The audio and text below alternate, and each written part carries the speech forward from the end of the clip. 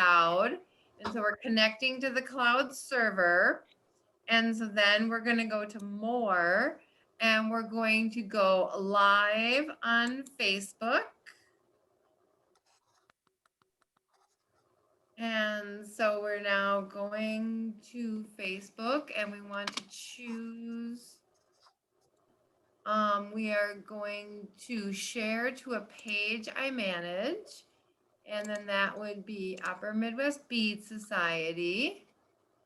And then we hit next.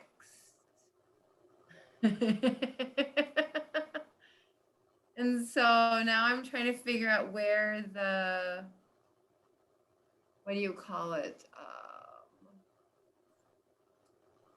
Stream to the other channel is. So we'll figure it out.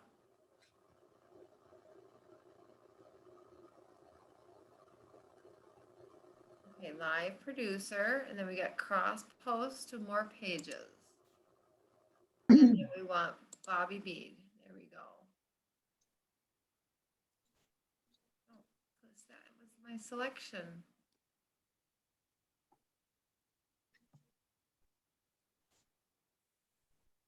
Oh, save. Sorry.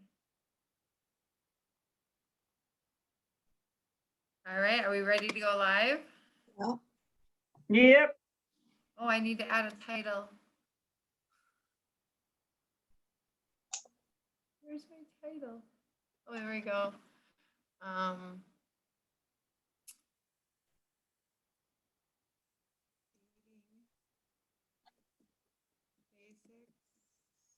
Basics with Lisa, Maggie, and Rochelle. How about that? Go live. Go live. hi, I want to say welcome to all of you who are joining us for our Saturday lessons. Oh, wait a minute. It's setting up. We're still Okay, filling. There we go. Now. Okay, watch the live video. Live now. Okay. Welcome. okay. We're ready. Yep, you're on, Becky. I want to say welcome to all of you who are joining us for our Saturday lessons. The Upper Midwest Bead Society is going to present some beginner lessons for those that are new to beading. The first presenter will be Lisa. She's going to show us how to work with the endless loom, which is really cool because then you don't have to weave in all the ends, which is the hard part of looms.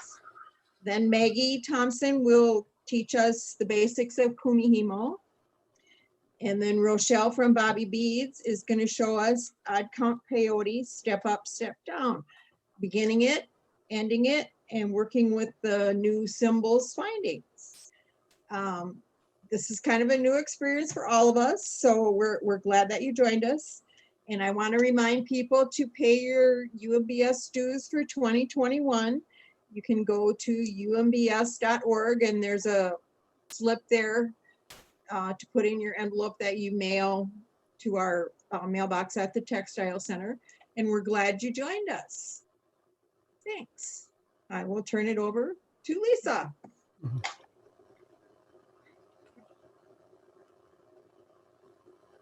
Hello, everybody. My name is Lisa Krupp-Dooley, and I want to thank the Upper Midwest Bead Society and Bobby Bead for this special opportunity to present this demo on the endless loom. So before we begin this project, I'll show you how to assemble the endless loom and go over the different accessories that are included with it. And then we'll go over the essentials that you will need to get started. And lastly, I'll demonstrate how to make this bracelet. So let's get started. I'm gonna turn the video around. And sorry. Okay. So first is the endless loom. And it comes in this nice tool pouch here. I'm going to open it. And you can see on this side here, oops, sorry, there we go. On this side here is a Velcro closure. So you can hang your stretch bands on there. And then it has this zippered pouch. And in the zippered pouch is these rubber bands that you would need when you assemble your endless loom. And this file. So this file, this is made of natural wood. It doesn't have any finishes or on it. So sometimes you might have unfinished edge or something with some wood. So you would just use the file just to file it down and make it smooth. So on this side, this is where we have all of our rods and things that we need for our endless loom. So first is these Loom End Bars. These are the major components of the endless loom. And next we have these easement or tension rods. And as you can see, there is 3 sizes: thin, medium, and thick. And if you pull out the pamphlet that came with your, sorry, I'm just trying to get the lighting. Okay, maybe that's better. So.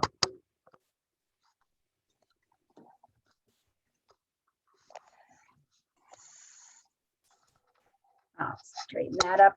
Okay, sorry about that. So if you pull out the pamphlet that comes with your endless loom, on the second page, you will see there is a guide.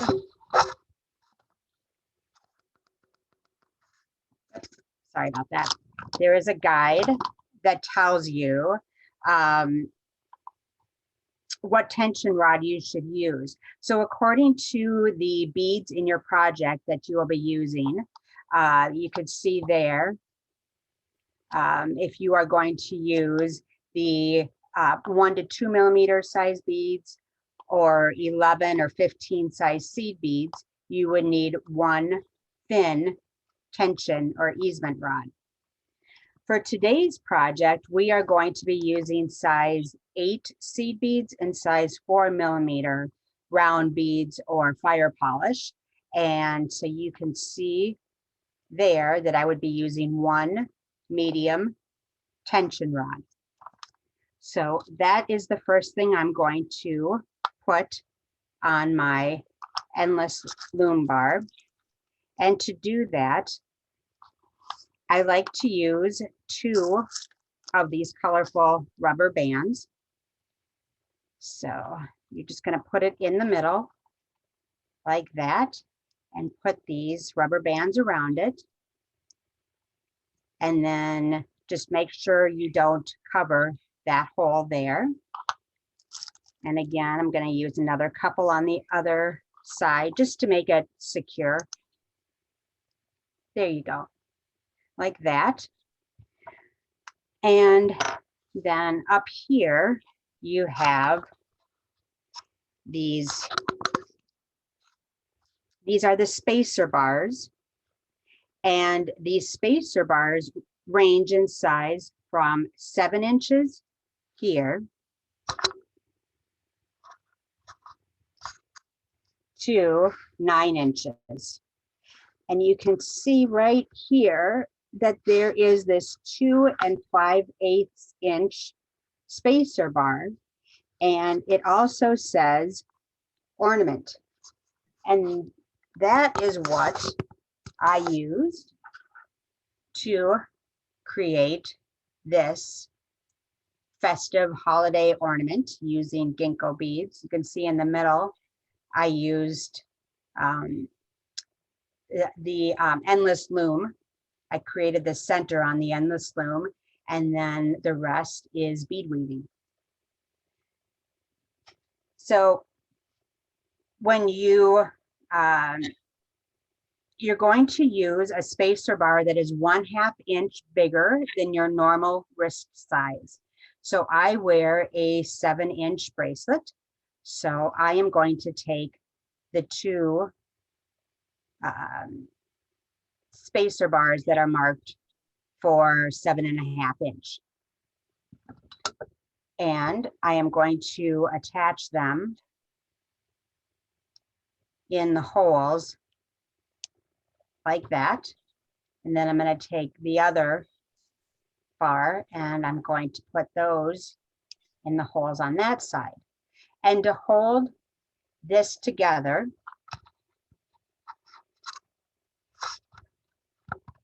I'm going to use, again, 2 rubber bands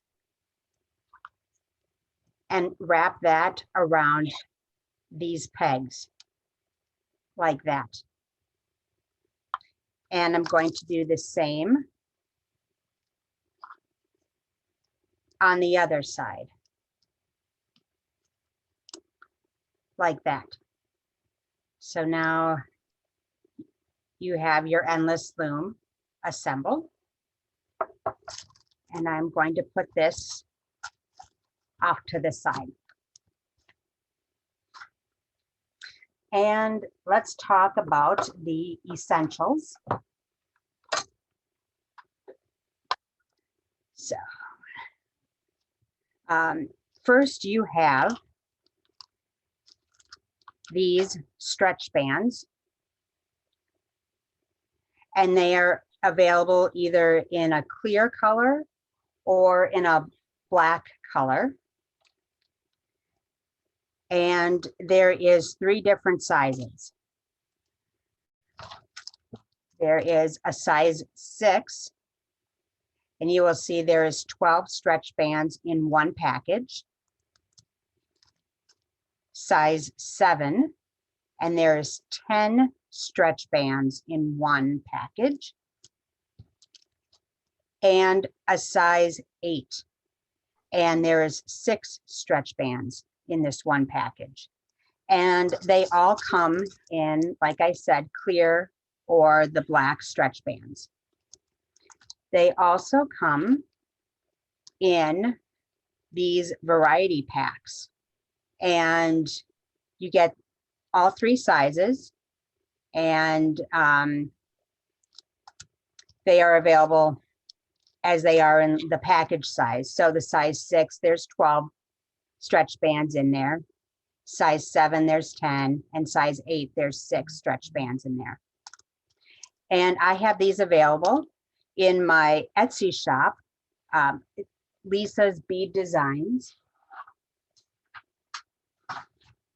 spelled like that, all one word. Next thing is the string. So you are going to either use a Nymo thread, and I use either size E or size F, or you can use Toho 1G thread, and it's available in all these beautiful colors.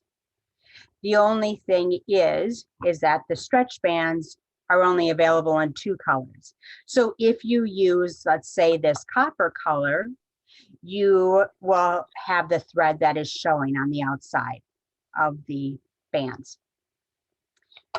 You do not want to use Fireline or Wildfire because it will cut the stretch bands. So put that away for a later project.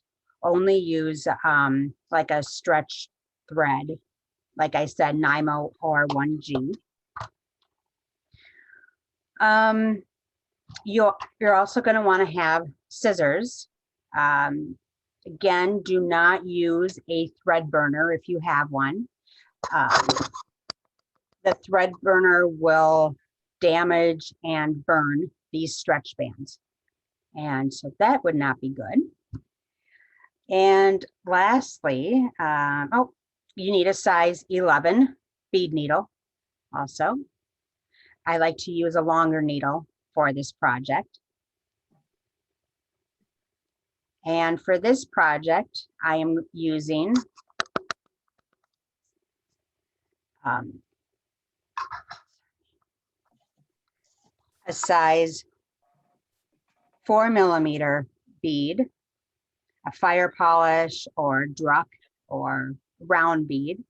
And then I'm using some Toho size 8 seed beads. So, in the sample, we will get started. Sorry, I thought I had this sample and I'm not sure what happened to it. So, we will get started. So, okay.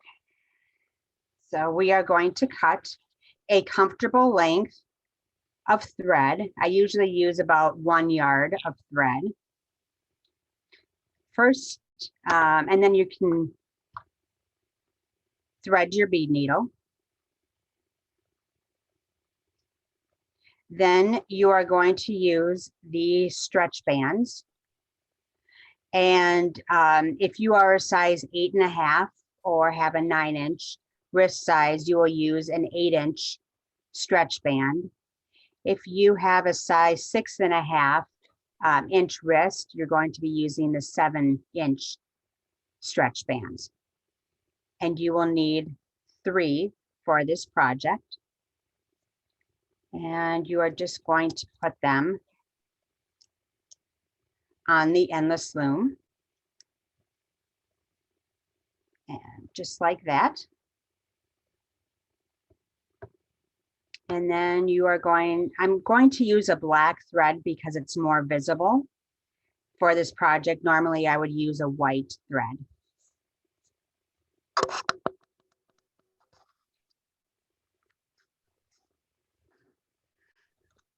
Let's see if that helps. Sorry about the glare.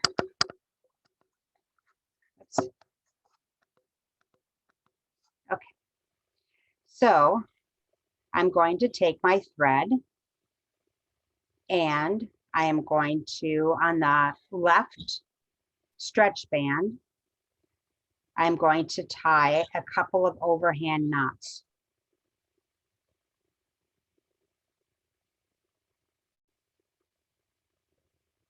One. And this is 2. Like that.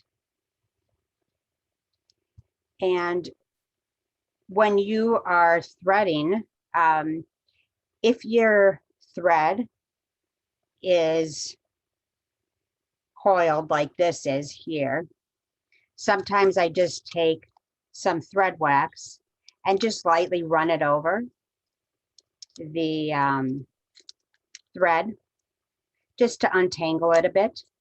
Makes it a little bit easier. You don't have to, it's optional, but like I said, it makes it a little bit easier.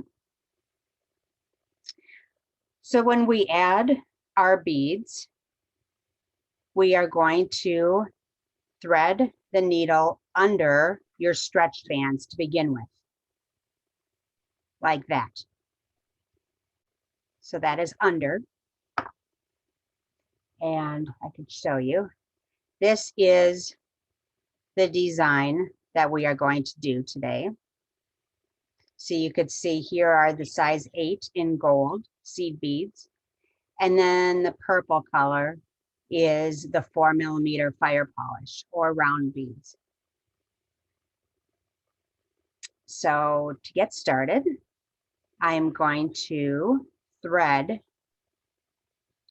4 of the 4mm size beads. And then I am going to move them down my thread and position them like that.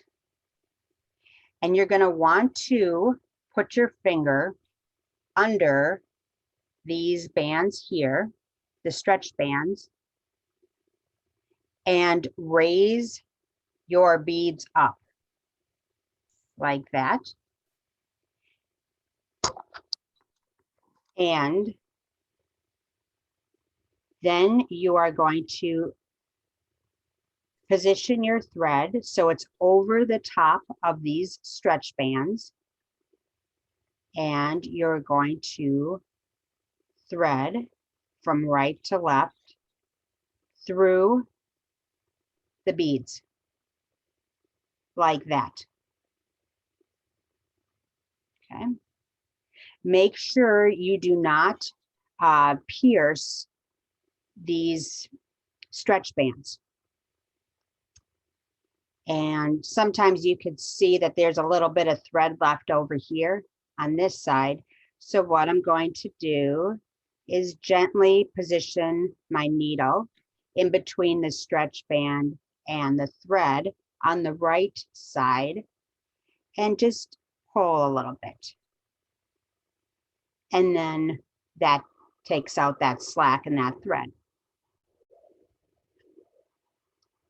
So it will look like that. Now, if you pull too tight, what will happen is you will get, I have a picture here. So as you can see in this picture, you want, when you pull your threads through, to look like this, where all the bands are nice and straight. If you pull too tight, you will end up having this last stretch band pulled into the bead, and that is too tight and you don't want to do that. So make sure that, again, all of your stretch bands are nice and vertical and not pulled into the beads as in this picture. Okay. So, and if you do end up pulling it into the beads, again, just take your needle and kind of work the thread. You can't even see it in this side because I pulled it out or pulled it into the bead too far. So just gently, just try to move it out. There you go, just like that. Okay. So again, you're going to take your thread and you are going to thread under the stretch bands. And you are going to string 2 size 8 beads, 2 4mm beads, and 2 size 8 beads. Slide them down, oops, slide them down your thread like that. Put your finger under the loom so it's lifting those beads up. And then you're going to go over the stretch band and sew back through all of the beads.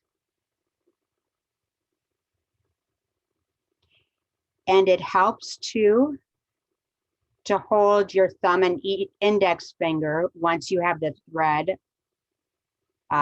through the beads. It helps to have hold your thumb and your index finger on the left side and to guide the thread through the beads. So you can see I have just a little bit of slack there, so I'm there, just pull it through. And there's no need to get these right next to each other, a little bit of a gap is good, because once you remove these stretch bands, they will relax. So if you have them right up next to each other, the beads will probably buckle once the bands relax. And I mean, that's not bad either, but it just all depends on the look you want, but there's no need to try to push them up next to each other. So again, we are going to thread 4. Oops, sorry. I apologize for that. I forgot to tell you that we want to, again, go under the bands. Before you string any of your beads, you want to make sure your thread is going under the bands. And then you're going to want to pick up your beads.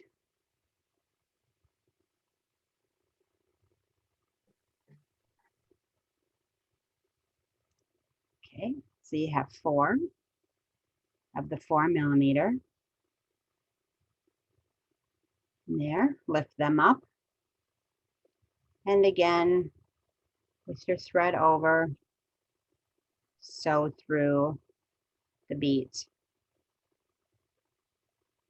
Just like that. Your thread should always be on top of the stretch bands as you sew back through this way.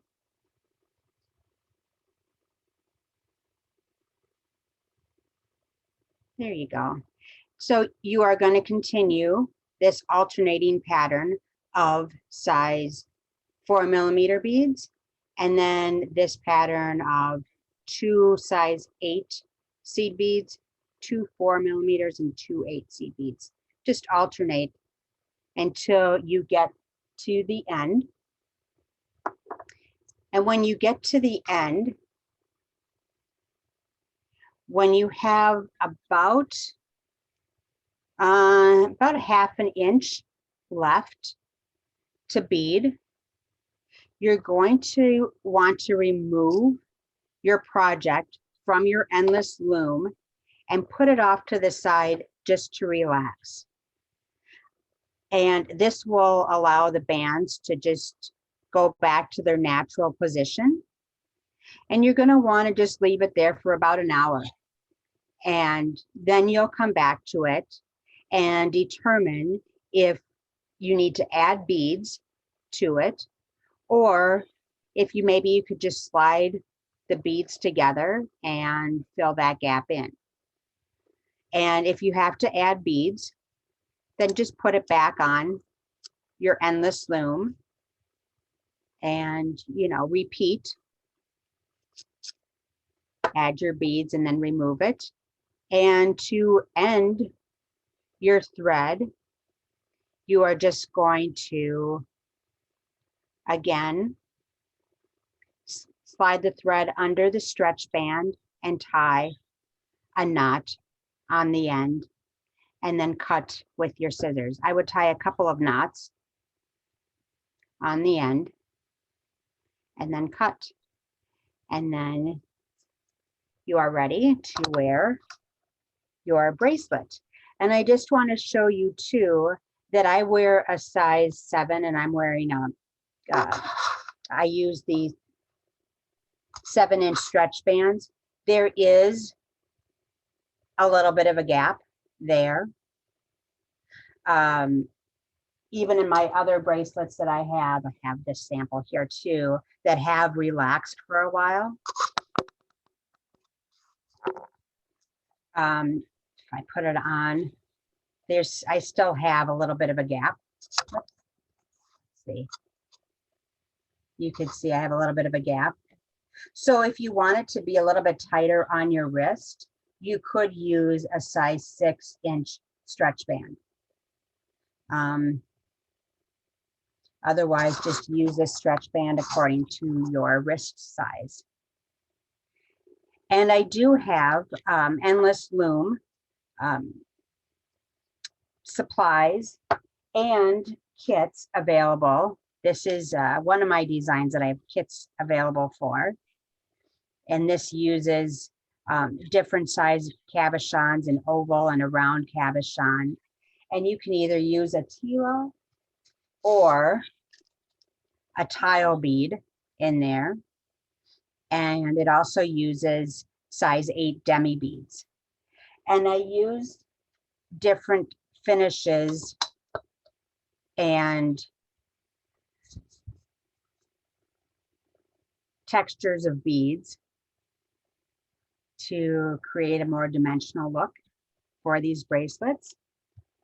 And I also have this holiday ornament is new.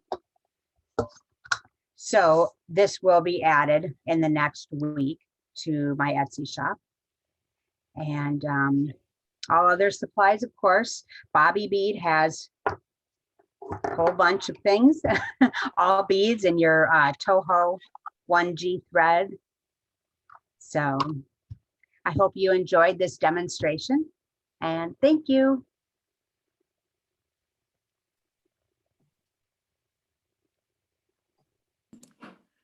Hey, Lisa, thanks so much. That was so super interesting.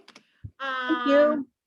My question to you is, the rubber bands, they come in how many different sizes? They come in 3 sizes.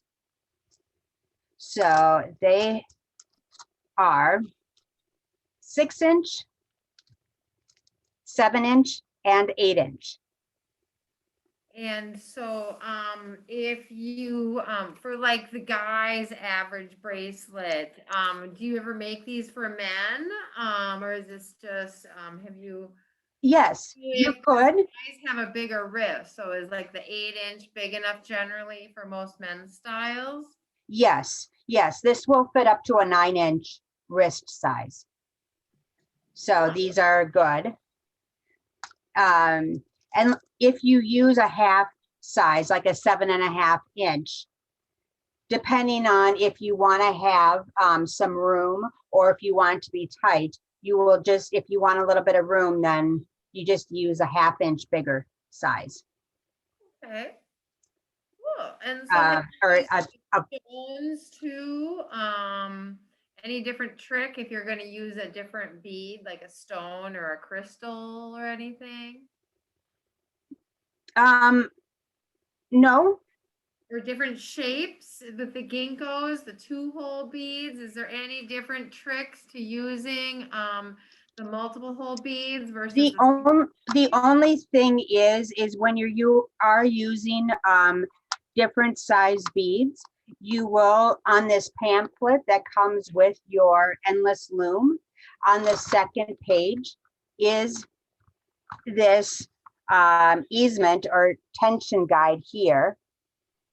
And you're going to want to look at it and determine your size bead that you're going to be using and the size rod that you will need. So today we used a size 8 seed bead and a 4mm round bead. So it calls for 1 medium tension rod. And those are located down here. And again, this 1/8 inch is your thin. Your medium is the 1/4 inch size, and the thick is the 5/16 inch size. And you will use the thick if you are going to use an 8mm size bead or bigger. Gotcha. Okay. So that is the only difference. Super interesting. Mhm. And so when you're making that ornament where you had going the other direction, then was there a different neat trick to combining them together this way and that way? And Well, first I created the belly band around the center using the endless loom. So I use the clear bands, as you can see, and I use the ginkgo beads and demi beads and fire polish in a pattern. And so I created that stretch band first. And then after I finished that, then I did bead weaving to attach these to the rest of the ornament, the top and the bottom beads. Oh, very cool. Mhm. So it uses both techniques, the endless loom and bead weaving. Terrific.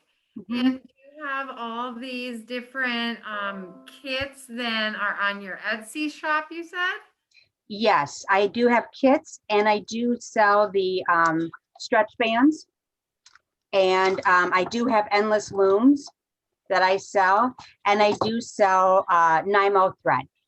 But like I said, you can also use the Toho 1G thread too. So, and if you do use that thread, I would say like this yellow color is probably good to use with the clear bands. I have a deep green color that is probably best for the black bands. But just using these colored threads, you may see the thread on the outside of the bands. But that sometimes can be an accent color. Yes, yes. I mean, depending on the look that you want to go for, it can really, you know, I mean, add a different look to the bracelet too. So it's, I have not tried that yet, but I'm going to. Yeah.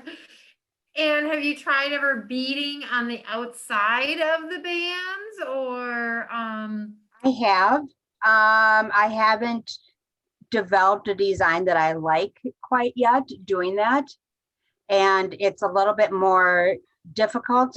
You know, when I was doing it, just because of the way you have to weave your thread through, you probably have to do something, you know, or your thread could show through another bead. So it's something that I'm playing with. Yeah. So. and so Lisa, do you put super glue on the knot after you're done? You know, the half-hitch knots that you do at the end? You could, I use hypo cement. The only thing with that is that once you use it, you can't move the beads around. So, you know, you have to make sure that your beads are where you want it to go. It's really not necessary to use a glue if you just double knot the thread and make sure that it's good and secure. Okay. Good info. Thank you. You're welcome. all right. And so what other classes are you teaching in the near future, Lisa? Okay, just one moment, please. Sorry, that was a trick question. I didn't No, mean- that's okay. The next class that I am teaching in December is this wavy crystal bracelet. And it uses crystals, Swarovski crystals or Preciosa crystals. And it uses the symbol element beads. Whoops, sorry. You can Oh, cool. see there. And I also used it as the clasp too. Nice. So this is a fun peyote weave bracelet. I have this color. And then, and these all use the Toho size 8 seed beads. And I think it's a little bit easier with the size 8s. You know, they're easier to use, and the 11s easier to see. Certainly, yeah. They work up faster as well, right? Yes. So that I will be teaching in December. So we had a question about here. I just lost it. There was a question about the instructions. A person had their instructions from 2016 and or had their endless loom in 2016 and didn't come with all those great instructions. Is there a place you can get all that instruction card sheet if it didn't come with your loom? I would probably email Deb Moffat Hall. She is the creator of this endless loom. And I would ask her if you can get a pamphlet or at least the guide for what tension rod you should use. Wonderful. And so if there's any other questions from anybody, we're here to help. And so we would love to, answer you live if possible to make sure we get all the questions. Rochelle, I just saw Jen Carlson has a question. Have you used leather bands for the outside edge? No, I have not. I just started working with this endless loom probably in the last 3 months or so, 4 months. And so I really enjoy it. And it's something that I plan to explore more designs, try different techniques and different, like leather, maybe. But I think you would have to take it off of the endless loom to do that. And depending on the size beads, you might have to have a bigger size bead and it just, yeah. Or what about all those little rubber things that the kids have been looming with, those endless link rubber band items? I don't know if you've seen them. They're really it was that thing that was the hot trend about 3-4 years ago. Exactly. Yeah. And it was these rubber bands, almost like the bracelets we used to wear in the 80s. Oh, yes. Yeah. Yeah. Terrific. And so, well, we do have Maggie Thompson up next. If anybody else has any other questions for Lisa, we know Can I just Lisa's put got my another Etsy class later on Etsy this shop thing up there one more time? Perfect. Lisa, Please I put your Etsy shop, a web address on the Facebook. Okay, thank you. But you go ahead and hold it up again so people can see your logo. There it is. Lisa's bead There you design. go. And it's, yeah, she put it up in the comments section so then everybody can Thank you, check Maggie. I back and appreciate that. find your- Of course. You gotta find your shop. Yes. Yep. And I have kits for these too. These are the kits that I have available right now in my Etsy shop. So these are the kits. These are a variation of what we did today. They're all Is different there colors. a name for them or it's just by color? This is the Brilliant for people. bangle bracelet. And this one here is the 2-hole tango. Yes, thank Look you. really fun and great holiday gifts for people. Yes. Yeah. So Yeah, and they look like they work up fairly quickly. they do.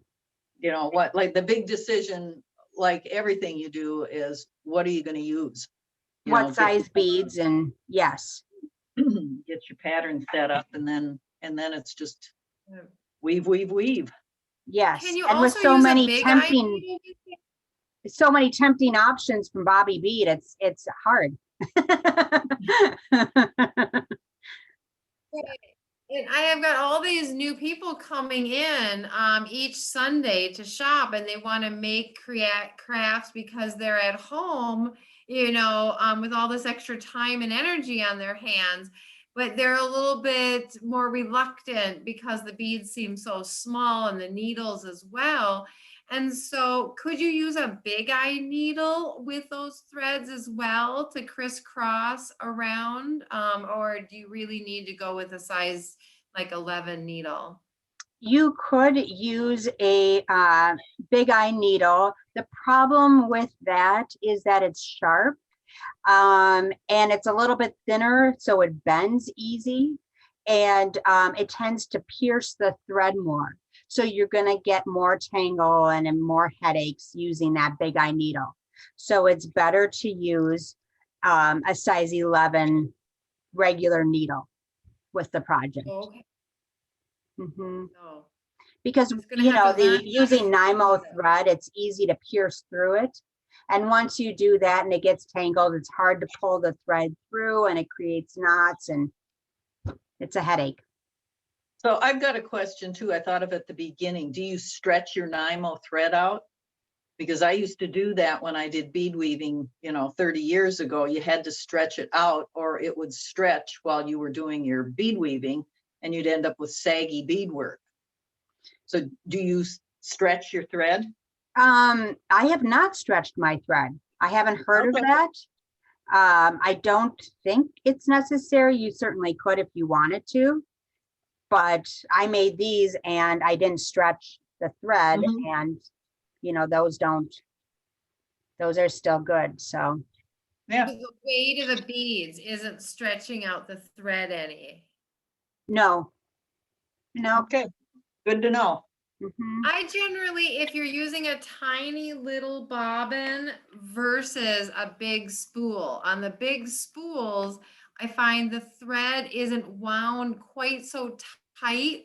And so it doesn't get as kinky or as stretched out. But on the little tiny bobbins, I find it so kinky that I pre-stretch my thread. That way it tangles less for me.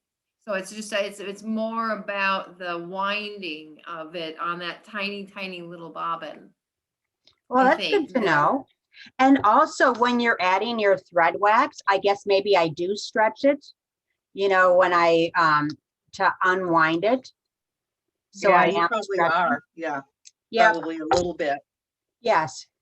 So that might be a good idea to, stretch your thread some. Good idea. Thank you. Just something I thought of. Yes, it's a good idea. With the stretch in, those stretchy bands will retract back to normal after about an hour or so, you said, once you take them off, or don't they get overstretched on that form? Well, they are being stretched. They're not being overstretched, but they are being stretched when they are on here.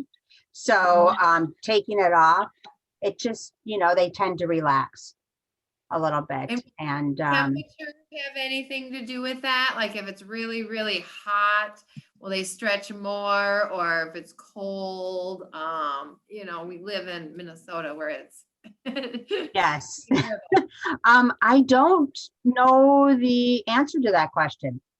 It's a good question, but I don't know.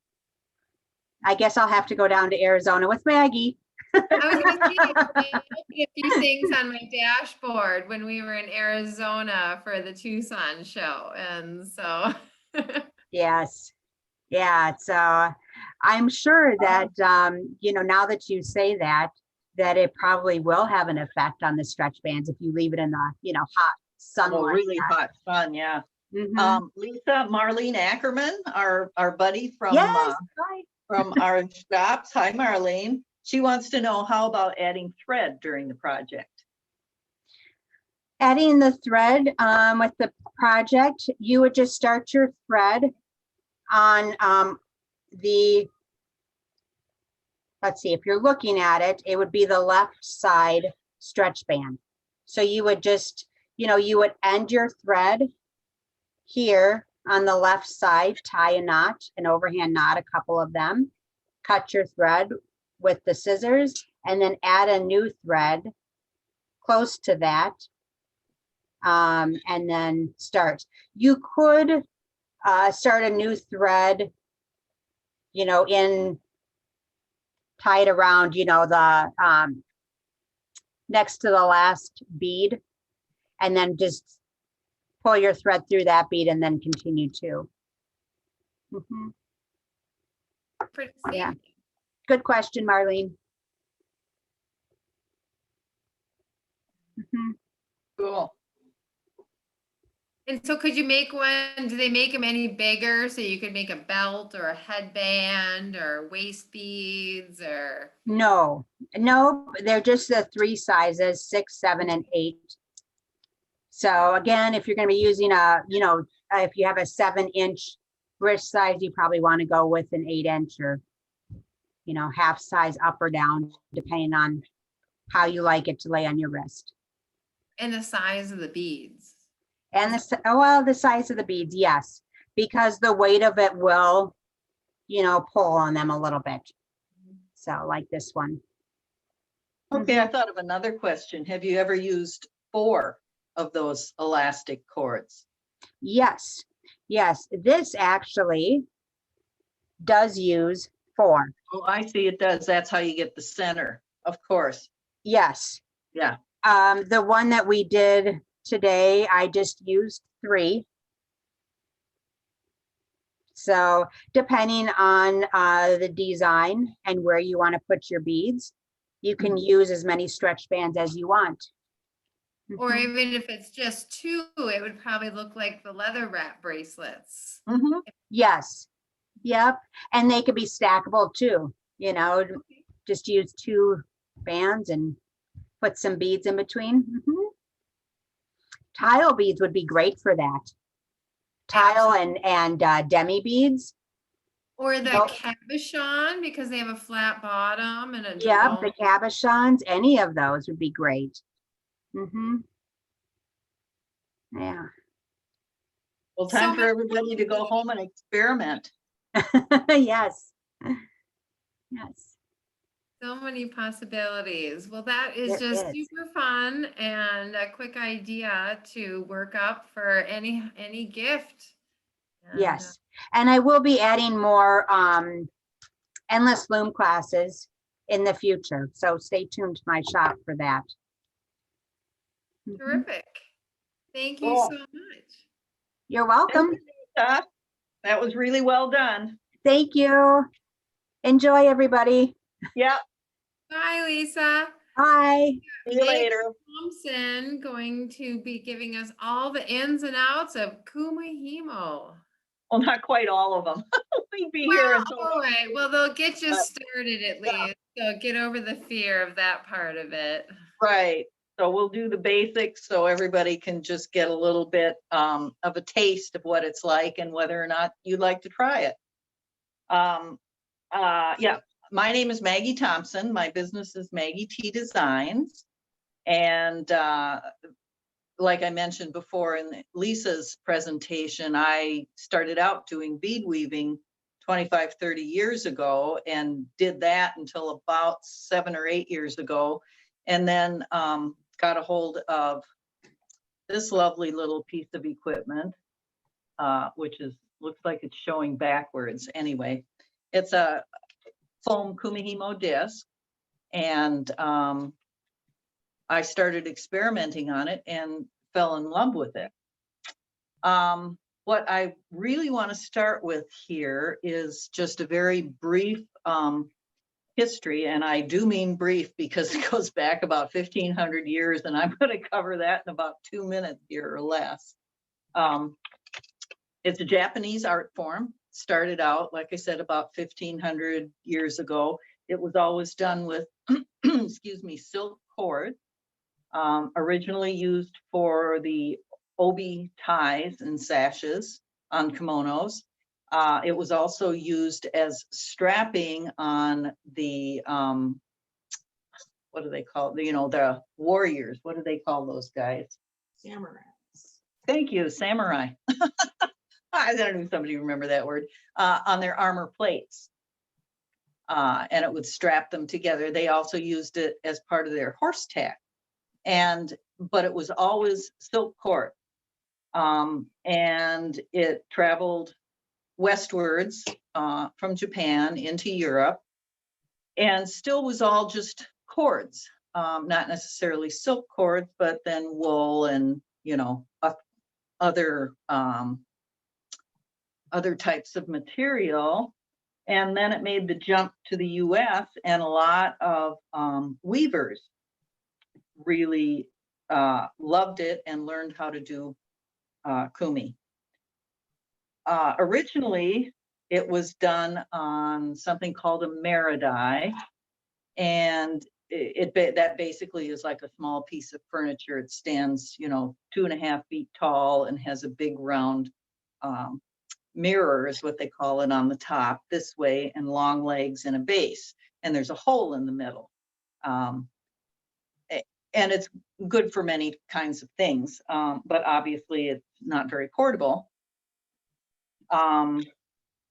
So that's when a woman named Makiko Tada, a Japanese woman, invented this foam disc. And that was, I don't know, 12, 15 years ago, something like that. And it just, took the whole field by storm, and made it accessible and easy for everybody to do.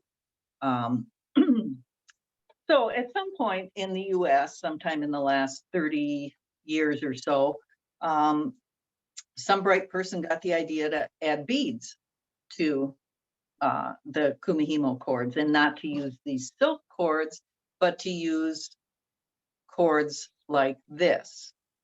This is called Superlon. It's a nylon type. You don't want cotton because they'll stretch out. You don't want to use hemp because it'll stretch out. And before I get too far ahead of myself. So anyway, that's when beads were added. And from there, the whole field / art form has just exploded. Okay, so there you go. That's what I said, my 1,500 years in about 2 minutes or less. So that was our history lesson for the day. So I'm going to flip my screen over and show you the types of equipment that you'll need. Bear with me while I get this.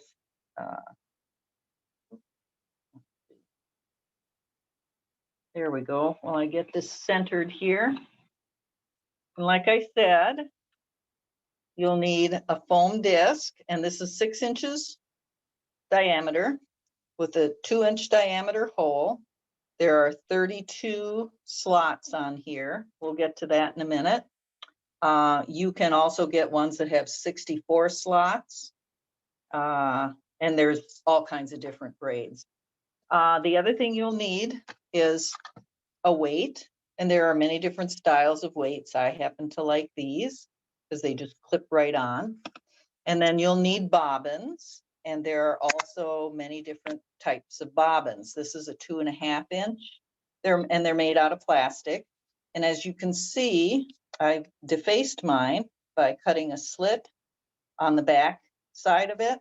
And that's to anchor my cords in, and then I snap it shut after I wind them up. That way you don't have to tie knots to make sure that your cords come undone. And I'll show this one more time. This is me, MaggieTDesigns.etsy.com.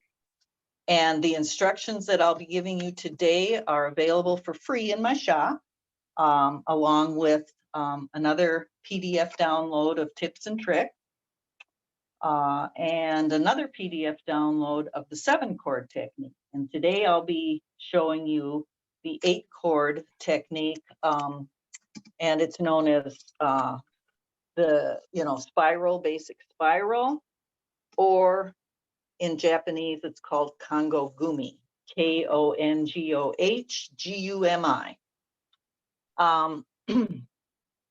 Now, I invented a little stand, which, as you can see, like this, and I call it the Traveler, and I'll show you here. It's the Traveler because it comes apart and travels in a quart-sized Ziploc bag. And I'll put that aside, and you can, oops, let me move this a little so I can get this. I'm going to move my stand up here a little so we can get the top here. The disc comes on and off with Velcro, so you can interchange your discs. There's a hole in the middle on the top, obviously, and the same on the bottom. In case you're making a necklace, you'll have some place for the necklace braid to hang down. So I'm going to raise this up just a little more.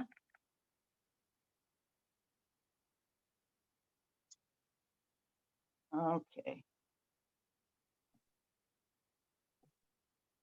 Well, this thing just keeps sagging on me today. Why does it never do this when you're practicing, huh? Only when you're doing a demo. Okay, so we'll move this out of the way. And I'm going to show you today how to do ribbon. And these are silk ribbons. I've got 4 wide silk ribbons like this. Sorry, move them up. 4, and then I have 4 2mm silk cords, and I just picked bright colors so you can see how the braid works as we're doing it. Now, I just used a little binder clip to hold these together, and what I'm going to do is use a piece of wire line. We could tie an overhand knot in this, but you'd have one big honking knot to deal with. So instead, I'm going to just take this fire line and tie a couple of knots around the end here.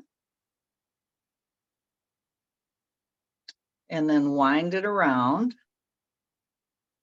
several times and hold it down and tie a couple more knots.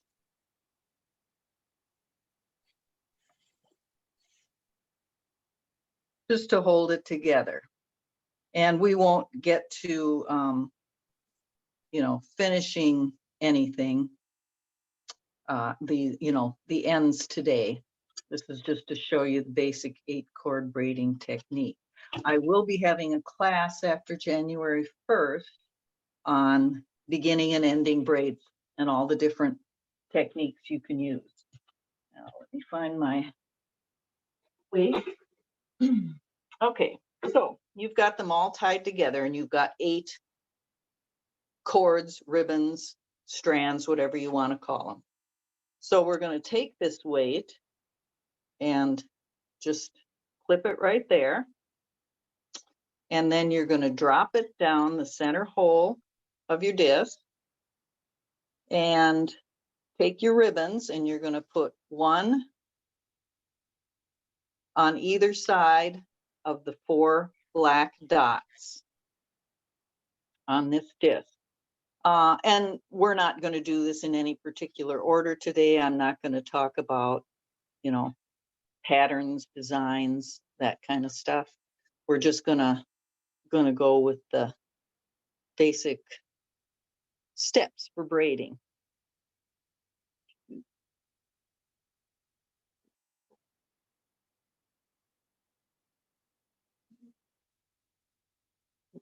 This. Oops, I got this orange one mixed up with the purple. So we'll just move these down here and there's little slots. And as you can see, I'm just putting them in. And it doesn't matter when you're using these kinds of cords, what their width is, because when you braid them, they're all going to get kind of squished down and be the same diameter when you're done. So you could just leave all of these cords as they are. They're pretty long. I tend to prefer putting them on the bobbins. And here's where I'll show you how that works. So here's one of the bobbins and the slit that I cut in the back. And I put the tail on the outside, slip it through your little cut slot there and wind it around. And then snap it shut.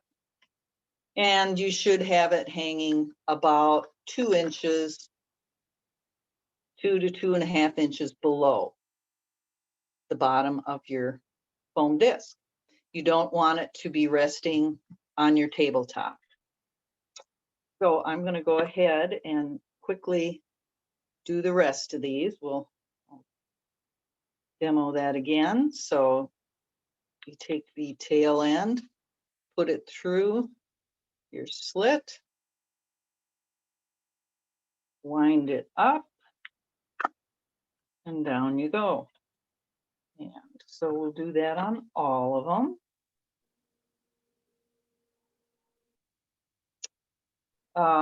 Anybody have any questions at this point?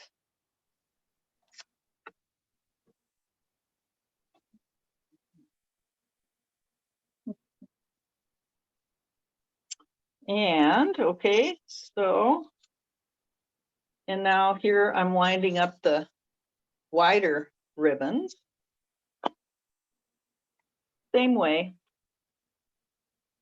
They're going to look the same way, just like that. And then we're going to get to the actual move.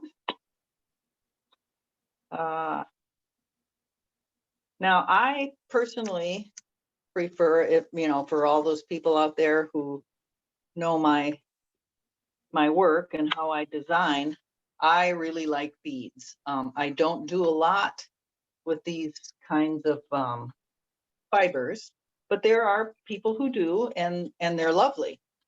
It's just a question of taste and what do you like.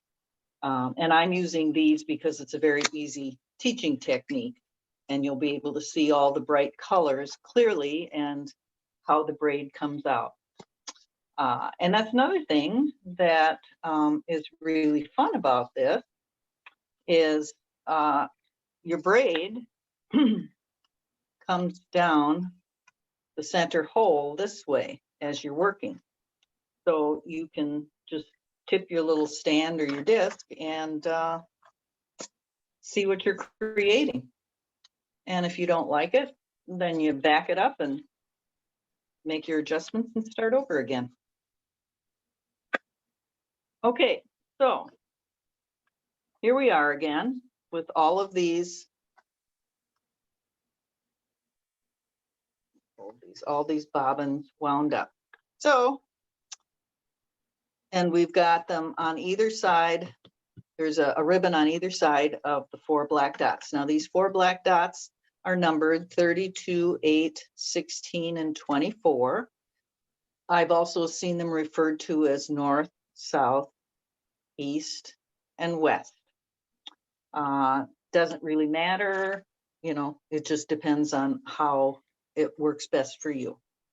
So the first thing, there are 3 basic moves to the 8-cord spiral braid, Congo Gumi spiral braid. The first move is bottom left, and you always start with 32 at the top and 16 at the bottom. And you take this bottom left cord and move it straight up, slip it into the slot that is just to the left of your leftmost top cord. That's move 1, bottom left up. Move 2 is top right down, and that goes straight down, so it'll be to the right of the number 15. So first move was bottom left up, second move top right down, and then your third move is quarter turn towards your left hand counterclockwise, and repeat. So then you're going to go bottom left up, top right down, quarter turn counterclockwise, bottom left up, top right down, quarter turn, counterclockwise, bottom left up, top right down, quarter turn, counterclockwise. And that's it. Those 3 basic moves are what you'll be doing. Excuse me, all the way around your disc.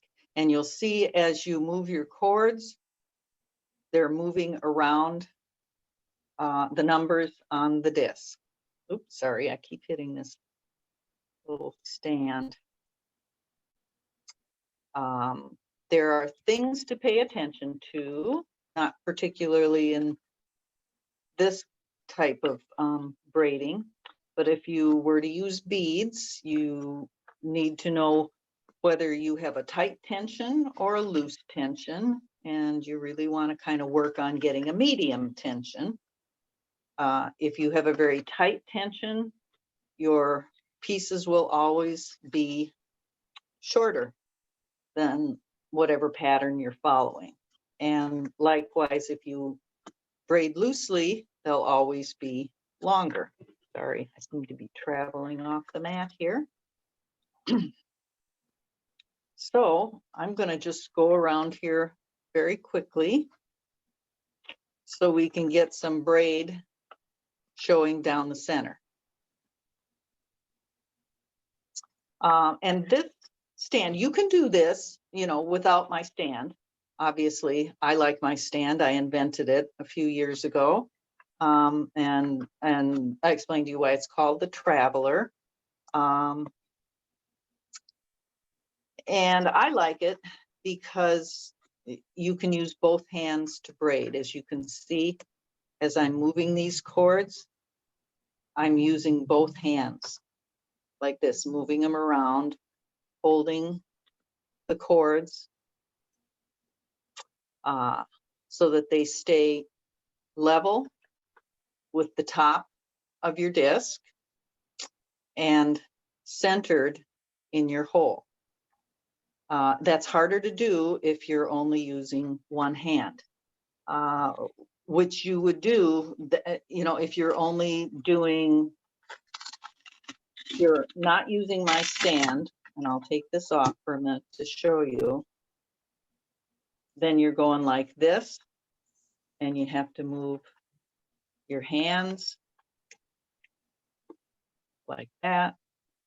And you're constantly moving your hands back and forth because you have to hold these so you're not yanking your braid back and forth. And if you don't have my stand, you're only using one hand to braid at a time. So I'm going to go ahead and put this on, and it slows me down, and you don't get as nice a braid. It's harder to do. You have to, you know, move your hands around a lot more. Your tension will be better if you're using both hands. So there you go. That's my plug for the day. And I sell this stand in my Etsy shop, which again is Maggie T Designs. .etsy.com. Maggie T Designs, all one word. And I think we'll be getting down far enough here in just a little bit.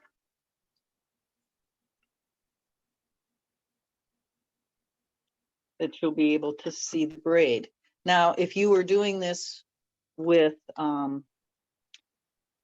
Superlon cord, which is what you would put beads on, every time you pick one of these up, you drop a bead and then braid the bead in. So another reason that I really like my little stand, and I like using two hands because it's a lot easier when you're dropping the beads. There is, you can do this with, I've seen it done with leather, narrow, round leather. I've seen it done with wire, like artistic wire. And like I said, you know, fibers like this, either silk or you could do it with yarn. And this basic kind of technique is very closely associated with what kids do with the embroidery floss for friendship bracelets. I'm not sure that they actually do an 8-cord, but it's, you know, very similar kind of technique, kind of braid you do. So I'm going to do a couple more of these. Make sure I'm not walking myself off the camera again.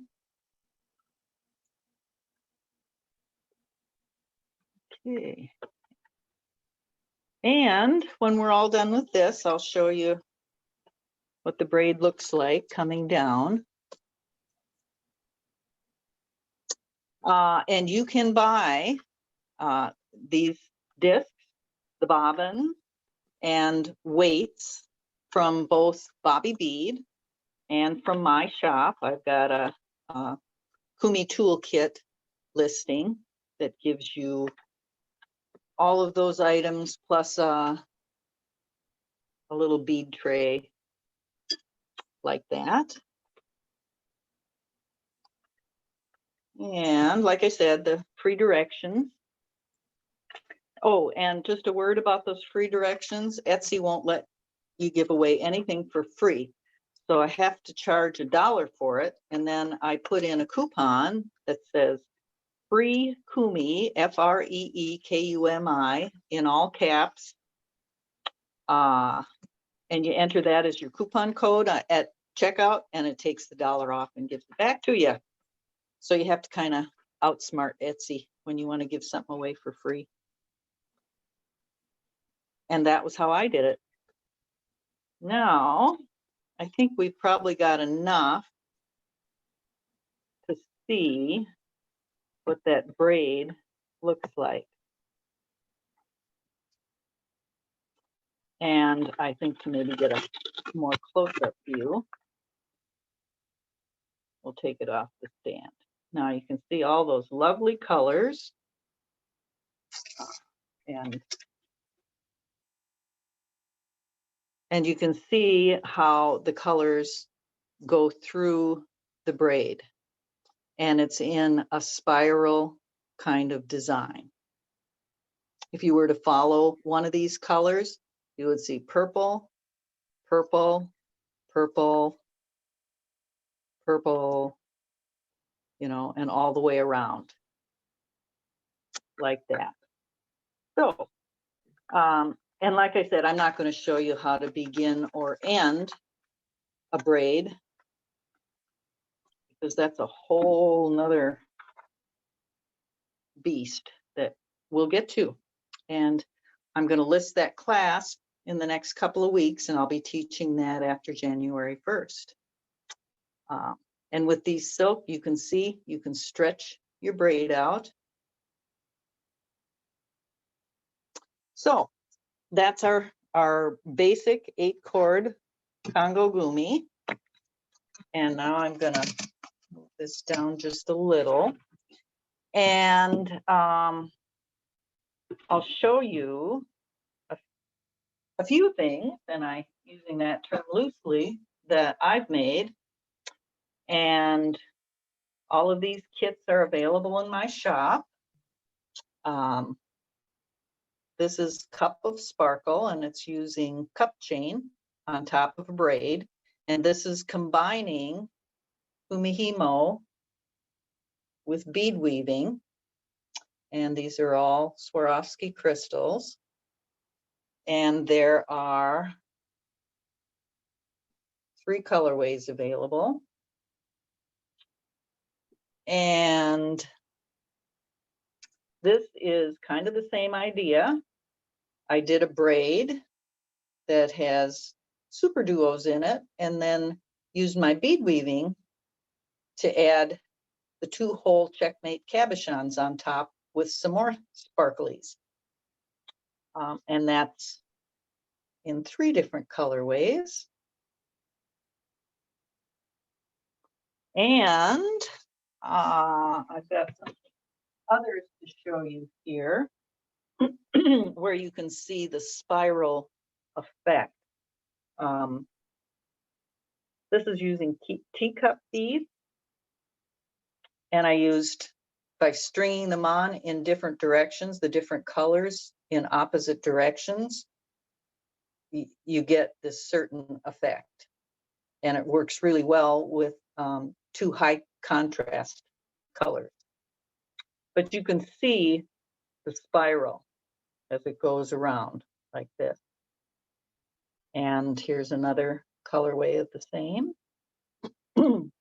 And then this is a very simple one where I used a check glass button, which I love, and did, size 8 Toho beads.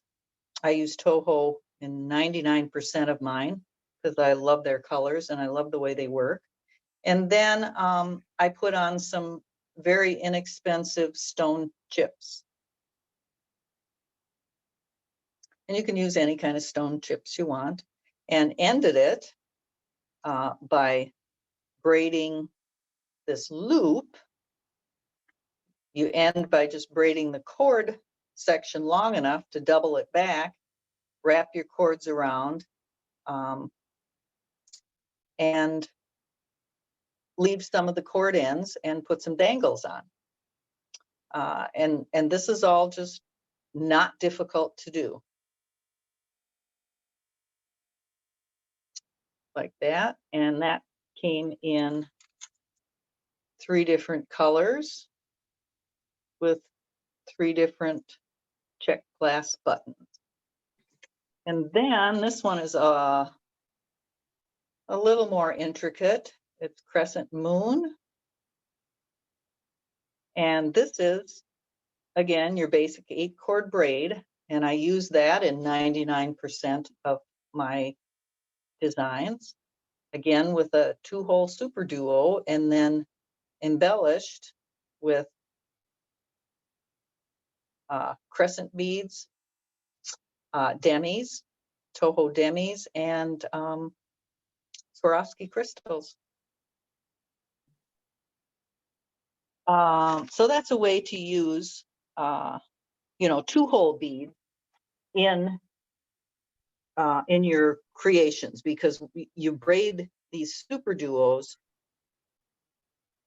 right into the braid. You're dropping those just like you would any one of these round size 8 seed beads. And then you go back and you add the other embellishments afterward, the bead weaving. Here's another one that's very similar to that. This one is called Danny's Design, which I named after my great niece, who I somehow suckered into loving Kumihimo. I have 4 granddaughters and not a single one wants to make jewelry, but I finally got a great niece who's interested in it. So I named this necklace for her. And this is the same kind of thing. These are Paisley Duos, and you weave the Paisley Duo in through 1 hole and then come back and embellish the 2nd hole. And that's in 2 colorways. And then these are a new kit that I just put up. These are C-coupe focals, big hole, enameled copper tubes is what they are. And then this one I did with those 2mm silk cords and some beads on, I think 2 or 3 of the 8 cords. And then just finish that off with some suede, so you can make that completely adjustable for your length. And every one of these colorways is individual and unique, and I think I've got 8 of them, and every one of them is different. These are 2 examples. We're almost done. Okay, and then here's some other necklaces I made. The Do-si-do, and that comes in 3 colorways, again, using 2-hole cabochons and 2-hole super duos. And then these necklace sets, the stone, This is, I believe it's dyed jasper. And that comes from Dakota Stone.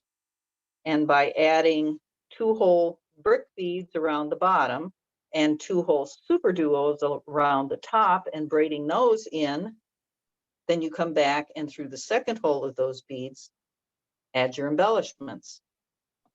So there's just a lot you can do with a simple little 8-cord braid. Just depends on what beads you put in and what order you put them in. And this is a design I just finished. A friend of mine is the president of the Polymer Clay Society down in Mesa, Arizona. Excuse me. And I asked her to make me several of these little polymer clay pendants, and she did. And so I came up with a necklace. And that also has chain on it, which makes it very adjustable. And then I've even made earrings, and these are using little tiny dragon scale beads.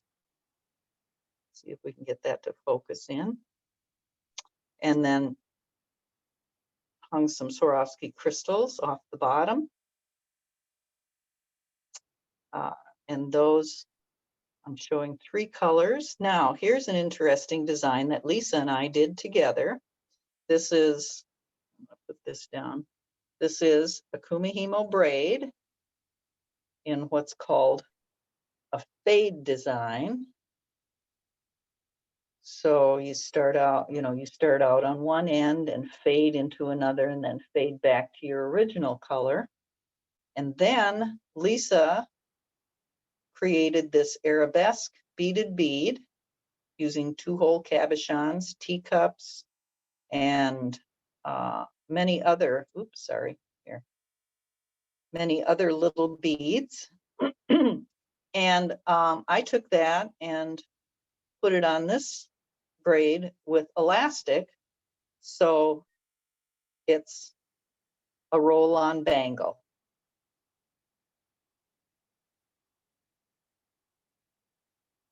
And that came in 3 colorways, and those kits are available in my shop. And Lisa has the beaded beads in her shop as earrings, I think, and a bracelet and maybe a necklace. Okay.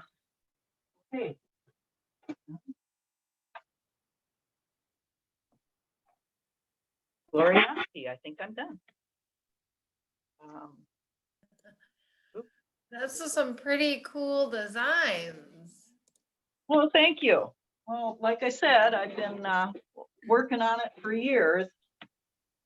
And, oh, here, yeah, you asked Lisa what classes she was teaching. This right here is one that I'll be teaching on the 19th of December. It's called Dancing Daggers.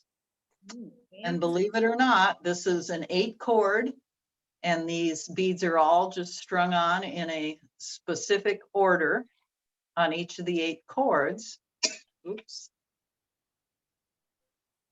Wow. And because of that, that's how you get the look.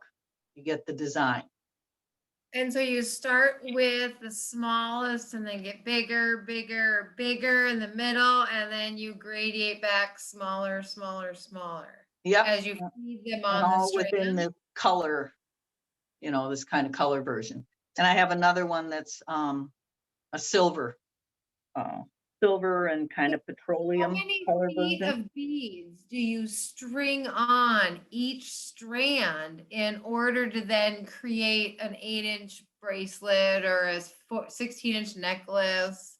Because I mean, it looks like a ton of beads, but how long on strand are they? Well, what you really want to do is look at, your length of, what length you want finished. So then you've got probably an inch here. Let me just measure this. About 1.25 inches for both of these crimp ends, plus the jump rings and the magnet, Uh-huh. you know, and depends on what you do, but figure at least 1 inch to 1.25 inches for your closure. And then you probably want to make this, you know, if you had this is a 6-inch braid, Mhm. and I have a 6-inch wrist, but because of the 6 inches on the braid, it's the actual bracelet ends up being about 7.25 to Mhm. 7.5. So this is really too big for me. I don't like them flopping around. So how But- many feet of string is that, and Okay. how many then comparative beads? Okay, so yeah, given that information, on these size 8 beads, which is what I use almost all the time, you want 6 of those on every cord for every inch of braid you want to create. So if you want to create an 8-inch braid, you'd put 48 beads on each cord. So 48 times 8 cords. And the same thing if you're going to do a 7-inch or a 6-inch, you know, 6-inch braid, then you're going to do 36 beads Okay, on each of the 8 cords. so for size Um, 8, 6 beads per inch. and basically, as far as cord goes, you want 3 to 1. So if you're going to make a 6-inch braid, then you're going to want 18 inches of cord for all 8 cords. Okay. So And so it you would, add extra just to be working with it, or you Mhm. really measure 18 inches and then cut? I would actually, if it says 18 inches, you know, you do your arithmetic, Uh-huh. I would go to 20 inches because I have tried many different ways to add cord on at the end because it was too short. Yeah, you can't do it. Okay.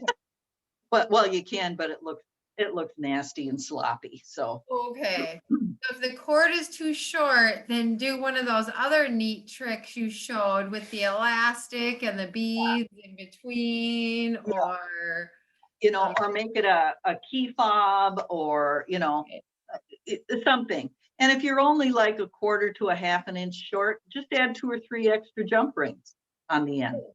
You know, Oh, that's a very easy way to adjust it. Nobody's ever going to notice. And if they're close enough to notice, tell them to back up. They're invading your personal space. We live in Minnesota. I mean, there is a distance. You cannot go beyond. right, Don't come inside those boundary lines. right.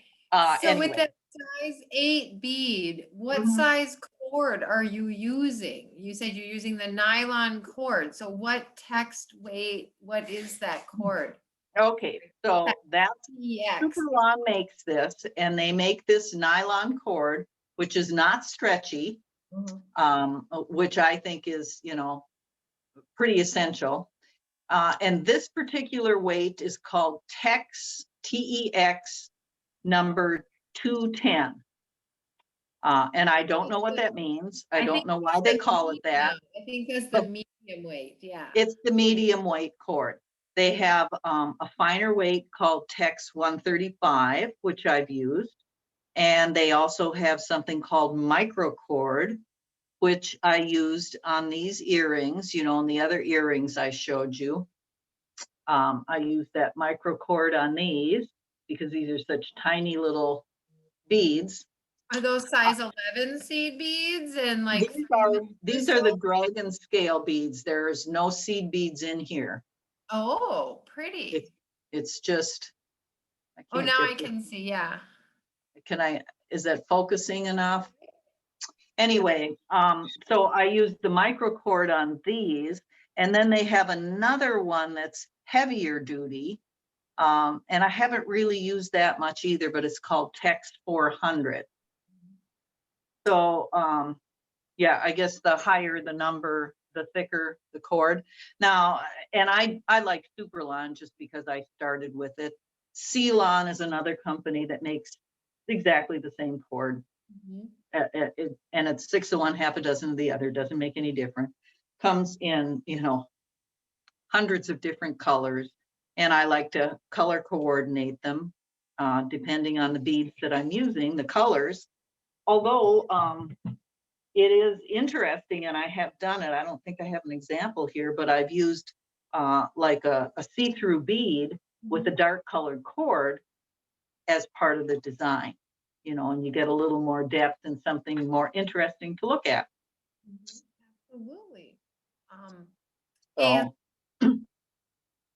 so that's go ahead. super interesting. So maybe the thicker cord would be used with like size 6/0 seed beads, something. No, actually, I've used size 6s on the this medium. cord. Yeah. Okay, so Size I wasn't 6 sure if you beads. had to go up. I don't know, the 400 weight is just pretty thick, I think, to use with beads. And yeah, as far as size 6 beads go, you would need to string 5 of those on each cord to get an inch of braid.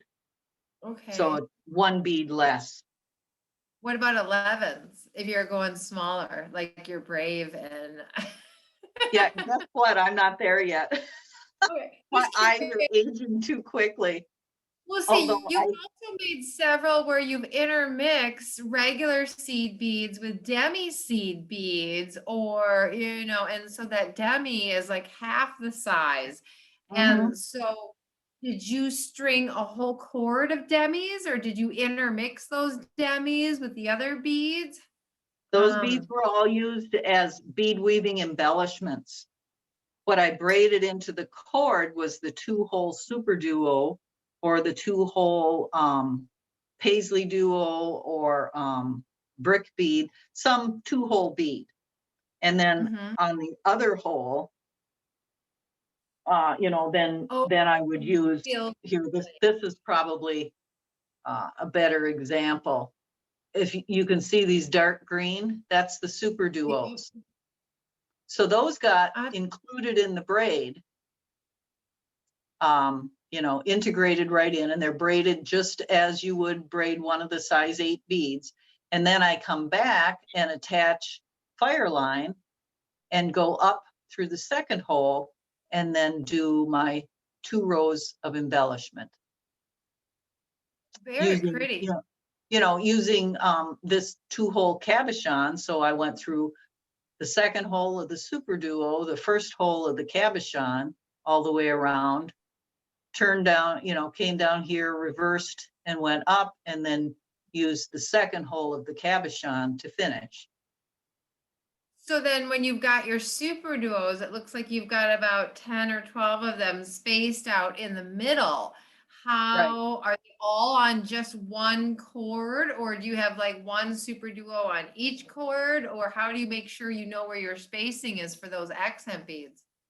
Well, the Other devil than is buying your pattern is the idea way to do devil it, is right? in the details, and that's part of the pattern. And with almost every one of my projects, I include a bead loading diagram, which shows you what to load on each one of those 8 cords and in what order and exactly how many beads on each one. And to get something like this, to get all of these super duos in the right place on your braid, because you want them spaced so far apart and you want them all on the same face, you know, all in a row. So you have to know which cord to put them on and how far apart, you know, to put them. So, and I've done, you know, I'll just pull something down here really quick.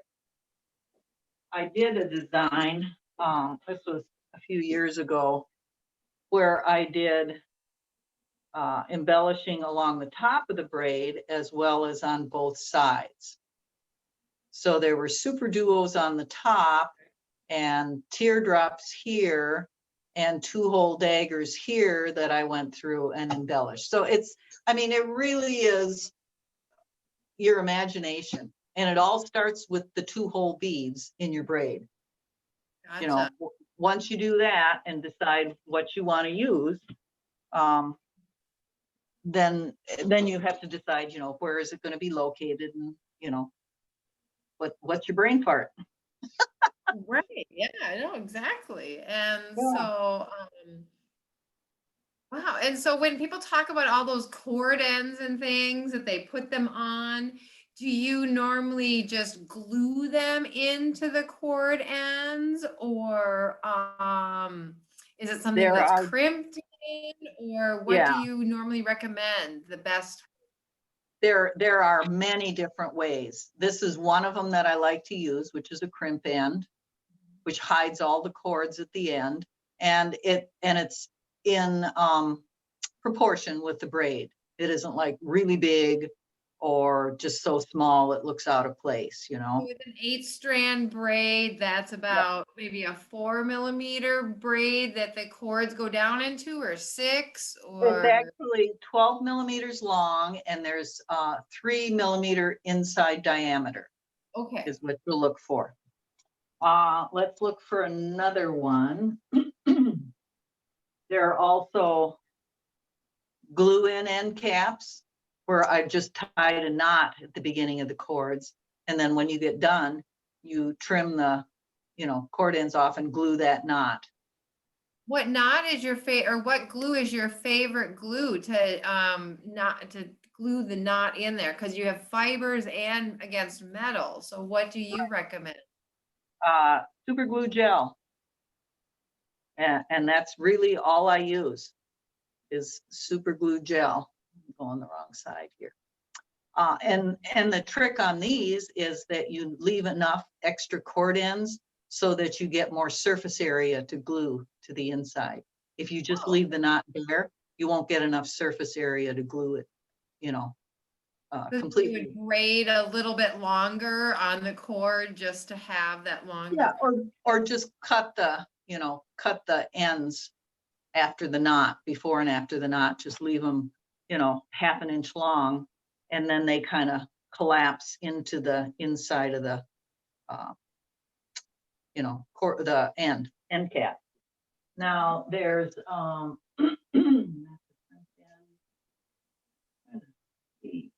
those are the ones I use the most. There are ones like this, which are really pretty. They're like a petal design, and these are have a hole through the top. You glue them on, but you glue them on over a wire, and then you wire wrap that loop. Oh, that's unique. So then you wire wrap this loop here. And then I put the crimp ends in this particular design. I put the crimp ends on the suede lace, for the top part of the necklace. But these are, wrap loop kinds of end caps. So there's ones that are glue on, there's ones that are crimped down, there's ones that are like this. It just depends on, what kind of look you want. I found some like this, that little round end opens up and you just put a little super glue gel on the knot, and then it just closes over the knot, which is just really slick. I like those a lot. They don't work for bracelets, but they work great for necklaces. Okay. So, all righty. I've been long-winded enough, I guess, huh? Any other questions? One other question I had was, with the cording you're using, do you use just normal cording, or could it be waxed? Or should it not be waxed? I would never use wax because I think it'll make your braid very stiff. Okay. And I've never tried it, but that would be my first inclination, is it would be very stiff. Because I know some of my customers are using the wax nylon for their macrame projects. Oh yeah. Yeah. Because it holds those knots right into place. But yeah, that would obviously, with the beads and everything, I wasn't sure if you could or couldn't. You want your braid to move around, and I think I've never tried it, but that would be my guess, is waxed cord would be stiff. Yeah. So. I really thank you for all the information. All kinds of other Yeah. folks have tuned in to thank you too, Shelley and Tia and a few other folks we've been watching. And so I hope Dodie Thomas is watching. Oh, Sarah Lukanen is watching. Yes, Sarah, I used some of your C Coop elements, so you get a shout out today. And I've used hers in other designs too. I like her. I like her focal beads a lot. And she also makes them end caps that are have the hole in the top. You know, they're enameled copper and they have the hole in the top, and so you put them on with a wrap loop, and they're beautiful. They're Yeah. just beautiful. Yeah, absolutely. There's so many different ways just to embellish with a nice clasp, a nice cord, and Mhm. give a good finish. And so, well, terrific. If you have any more questions for Maggie and want to find all her stuff, then she's got her site and you can find her all there, and or message her through Facebook. Yep, you sure can. Or you can convo me through my Etsy shop. So you can pretty much reach me. And like I said, I'm teaching this class on December 19th, and on the 20th, I'm teaching a class called Designing with Kumihimo, which is for people who are a little more experienced and are very comfortable with doing kumi and want to learn how to do the two-hole embellishments, all those, designs that I showed you. So there And so you go. those also are Zoom classes that you've Yeah. got set up, Zoom correct? classes. Yep, and they're for sale in my shop, and you can sign up for those. And then, later on, about the middle or so of December, I'll start listing the January classes. And one of those will be how to begin and end a braid, depending on what you're making. So, Right on. okay. So if you started anything today, now you'll be able to end it then. Exactly. Well, terrific. So Okay, so it's now your turn, Rochelle. wonderful. And so I get to show you all and explain all kinds of the fun basics about step up, step down peyote, and everything you ever wanted to know, and maybe a few things you never thought were important as well.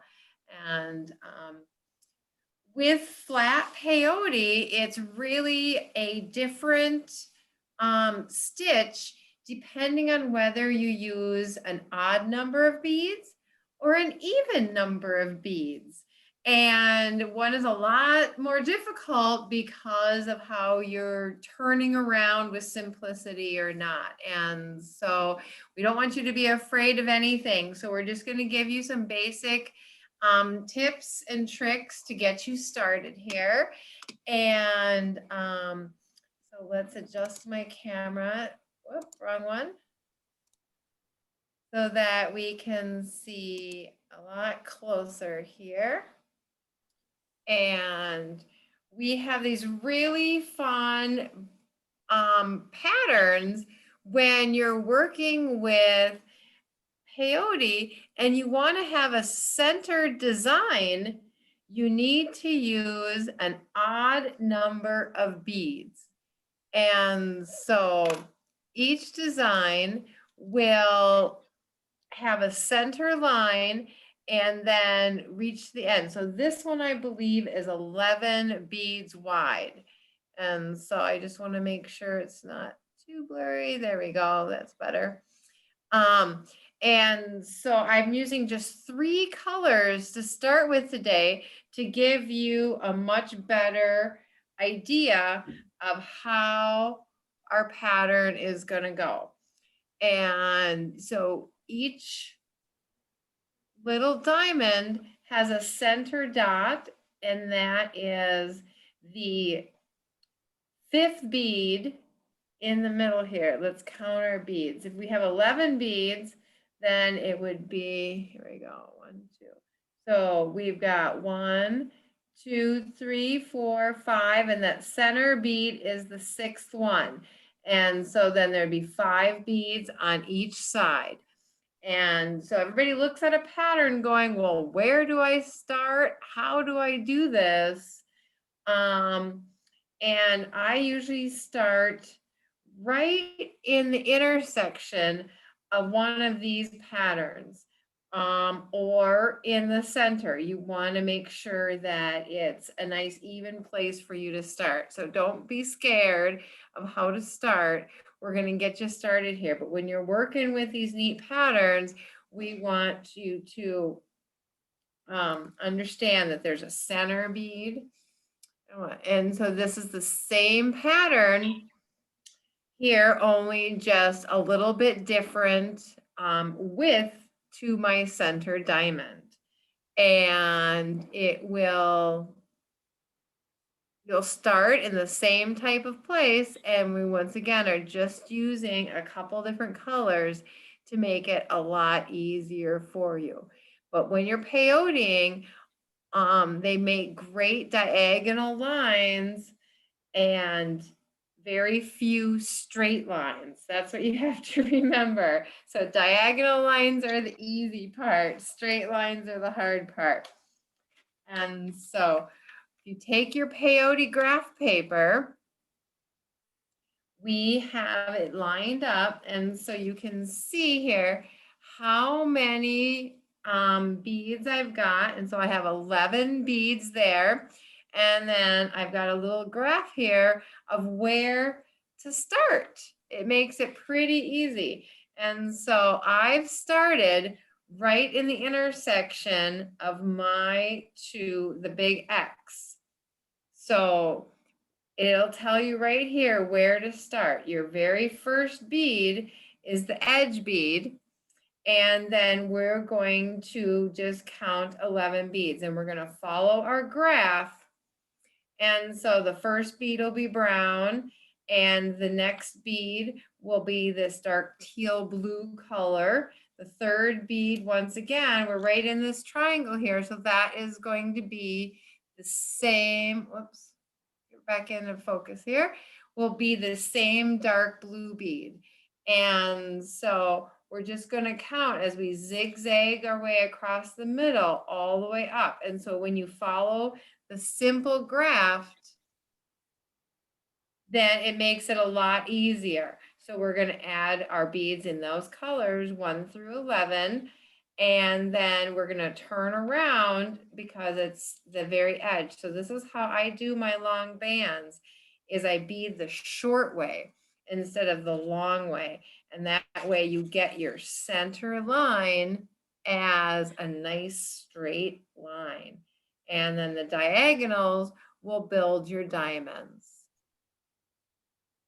And so once we turn here on the edge, we're going to create the very edge of our border and then turn back around and come back through the first bead. And so we will then just simple peyote our way right back down the middle. So we are going to create a very center piece to our peyote. So it's going to basically look, there you go, just like this tiny little thing here. So it is just 2 beads at a T on the edge and then all the way down. So we're going to get started here on right from the very beginning. And so we once again have our peyote piece. What I do is I start in the middle and I work my way to each side. So this is the very middle that I just pointed out to you on that graph that I started. And so I beaded this side, and now I have my tail thread, and now we'll bead the other side. So as we get through going through all this, it'll make a whole lot more sense.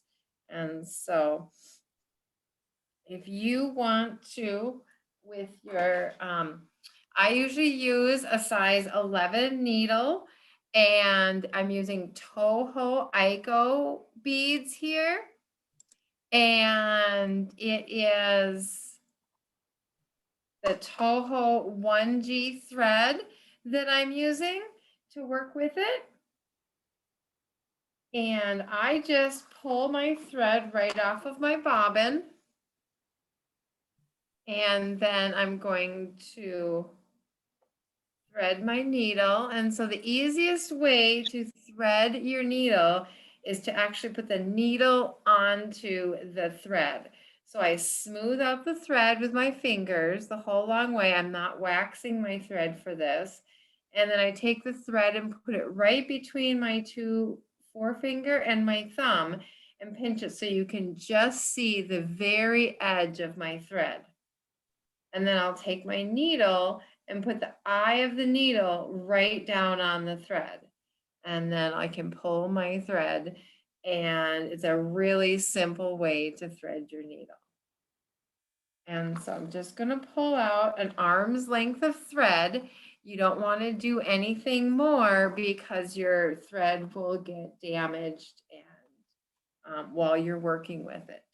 And so what we're going to do is we're going to put on this little tiny stopper bead. So that way our tension we can control with just this tiny little stopper bead. And I then can start from the beginning and control my tension with that. But I don't use any knots in my peyote whatsoever. And so I just start with my and so I'm picking a bead that's a completely different color so that I know I'm not going to bead it in. So I slide it down on my thread, and then all we have to do is loop back through that bead one more time, and it'll just lock into place, but yet we can remove it when we want to remove it. And so here we are back to our graph. So we're going to start now.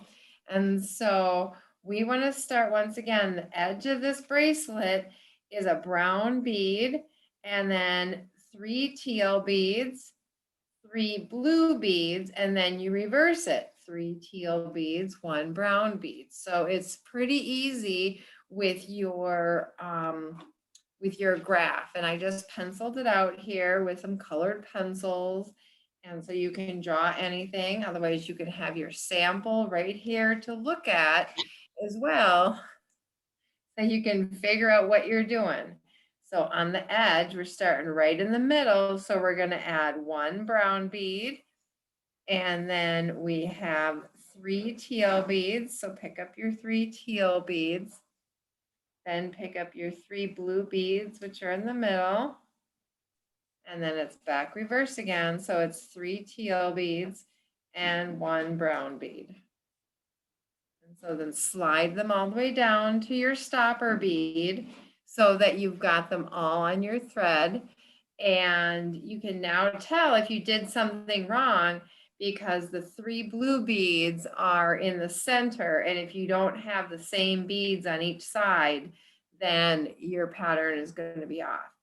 So we're going to start our peyote, and I just wrap it around my finger just like that. And I hold the thread with my finger right behind it. And so we want to add our second brown bead right on the top. So this bead is going to sit right next to this brown bead. And so we are going to skip that bead and go into the bead right below it. And so when you pull taut, then those 2 beads on the top will form a little T shape. So then set them right next to each other so that they form that little T shape. And so your peyote is basically skipping a bead. You pick up a bead, skip the bead you're underneath, and then go through the next one. So if we're looking at our little graph here on the very top, get it back into focus here. So our little graph, we just went through that teal bead. So right next to this teal bead is another teal bead. So So if you look at the graph, this is a triangle. They're right next to each other. And so that's why it's easy to create that centerpiece so you know where you're at. So we're going to add a teal bead and pop it through and go through your next one. And then now we are at the blue right in the center here. And so we're going to add the light blue and then go through our very center bead. So this is the 6th bead in the middle of our 11th surface. So you really want to get control of it. So if you wrap it around your finger each time, you can see which bead you want to go through. So we are skipping that bead. And when you skip the bead, then it sits right next to it when it's lodged into place. So we're going to then create one more, and it's a reverse. Each side is the same as the other side. So you're going to match what you did on the other side. And so now we come way down to the bottom. So this is our stopper bead and this is our start bead. So the easy way to do this, so you're now going the correct direction, you pick up your very bottom bead here, your last bead on this side, and we want that one to set right next to this one. So how you do that is you go up through that first bead. So don't go through the stop bead. Use the stop bead to hold on to your project. So that way you have a T on both sides. And now you can just, you're in the right direction to go forward. And so it makes it super easy. So I'm holding on to my stop bead and now I'm just going to look at my graph of what's next. And so I came down here and then I came back up through my start bead right there. And so since this pattern is reversible and I'm right-handed, I flipped my piece over so that I can now work going to the right. If you're left-handed, then you could just keep it going to the left and keep working on the left side. So flat peyote is very easy to work with because it's totally reversible. And so as you can see, these 3 beads here, we've got 1 teal bead and then 2 on the top. So it's starting to fit this triangle. And if you look at the graph, it's an upside down triangle though. So this next bead right here is a teal bead. So we're going to put the teal bead in there to follow the pattern. All the patterns normally work at diagonals. When you're doing peyote, that's how it works. They just naturally line up. Each row is a half a step to the right. So we've got this really nice triangle here and of teal colored beads. And then the blue beads here, now we want to start with the pattern going down. And so the blue angles to the right. So that means we need to put a blue bead right here so that this pattern starts going to the diagonal to the right. And so now we have our center bead here. So that would be a brown bead if you're looking at your little graph, because that's right next door to the center X. So then we put the brown bead in. Make sure you clear your plank surface so that you're not catching things. And then we're creating our X in reverse. So then we do the blue bead.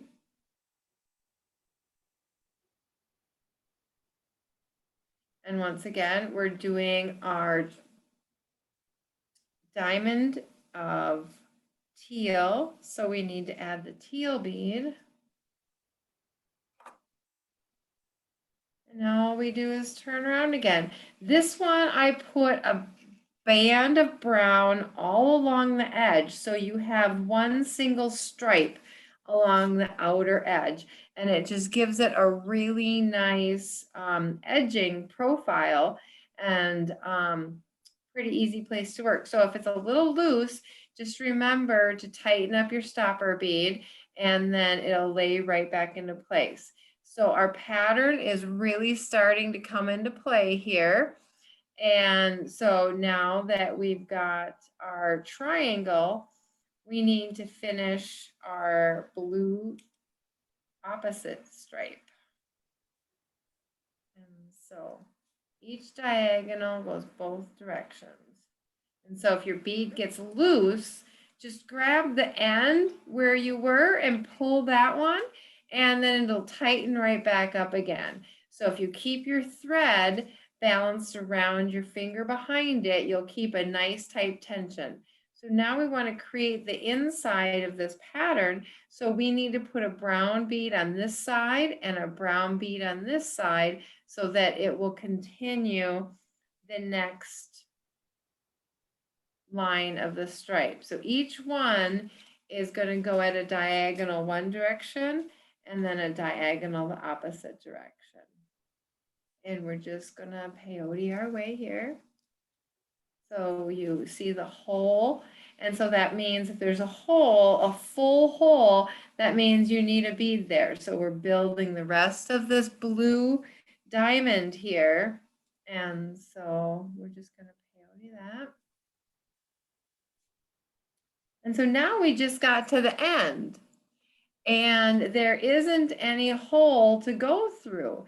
And so this is where our step up, step down technique came into play. And so normally you're kind of all discombobulated because you got nowhere to go. But what we're going to do is go at this angle. This is a half of a step angle. So we're going to go back in to the bead that is just a half a step down. Don't loop your thread. Untwist him here. And now since we went down a row, we are now in the correct place to add our perimeter brown bead. But if you notice the second bead here, the teal colored bead, there's only a half a step between that one and the blue bead. So instead of just going through one, we're going to go through both of them. And so this brown bead will now sit on the end and lodge into place right here at the end. And then we just went through the two blue beads. So now we're going to continue all on our way. So that's part of the step up, step down turnarounds, that you don't have those fancy, funny turnarounds at each end. You're just going to peyote your way across and it's going to be a whole lot easier. You're going to be moving back and forth through each row, however. And so that's why follow your pattern and just look and see where it is. Since we've got our brown right here, we're going to go then and extend one more bead so that it keeps to filling in the blank there. And so it just is really easy to then just follow the patterns as you go and just build it all the way up. And so when you've got the whole side done, your first half is then going to look like that because you keep weaving back and forth and back and forth. And so you have that center line. And so this is a repetitive pattern that we're doing here. My needle just came off my thread, so we're gonna start it again. And so once you have woven your all the way around, then I took my stopper bead off and then I have my tail thread. And so then I can just continue going the other direction. So I'm going to just pop my needle right through here. And we just want to build the same pattern back and forth and back and forth. And so your triangle is a consistency of 3 beads on the bottom, 2 in the middle, and 1 at top. And so if you have a triangle going one direction, the opposite triangle is going to form another geometric shape in your pattern work. And so just by adding a contrasting color, it works pretty good to, then you can just follow your pattern and see where you're going. So I'm in the center here, so I'm going to add my brown. And then I'm going this direction, so I need to add another blue there. And then anytime there's a whole entire hole between this bead and that bead, that's a whole step, then you need to add a bead there. And that's part of just how easy it gets, is just wherever it takes you, you want to go there. So follow your pattern. We need to put a blue guy here. We're going to do that. I know watching one bead at a time is kind of boring, but once you get it going, then it's a lot more fun. And so I keep flipping my work over so that I can bead the right direction for how I can control my thread. I generally can bead going towards myself or away from myself, depending on what I want to do.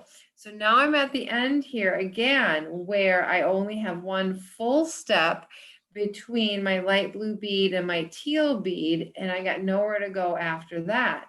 So I want to go back down through the outer bead, which is on the lower row as well.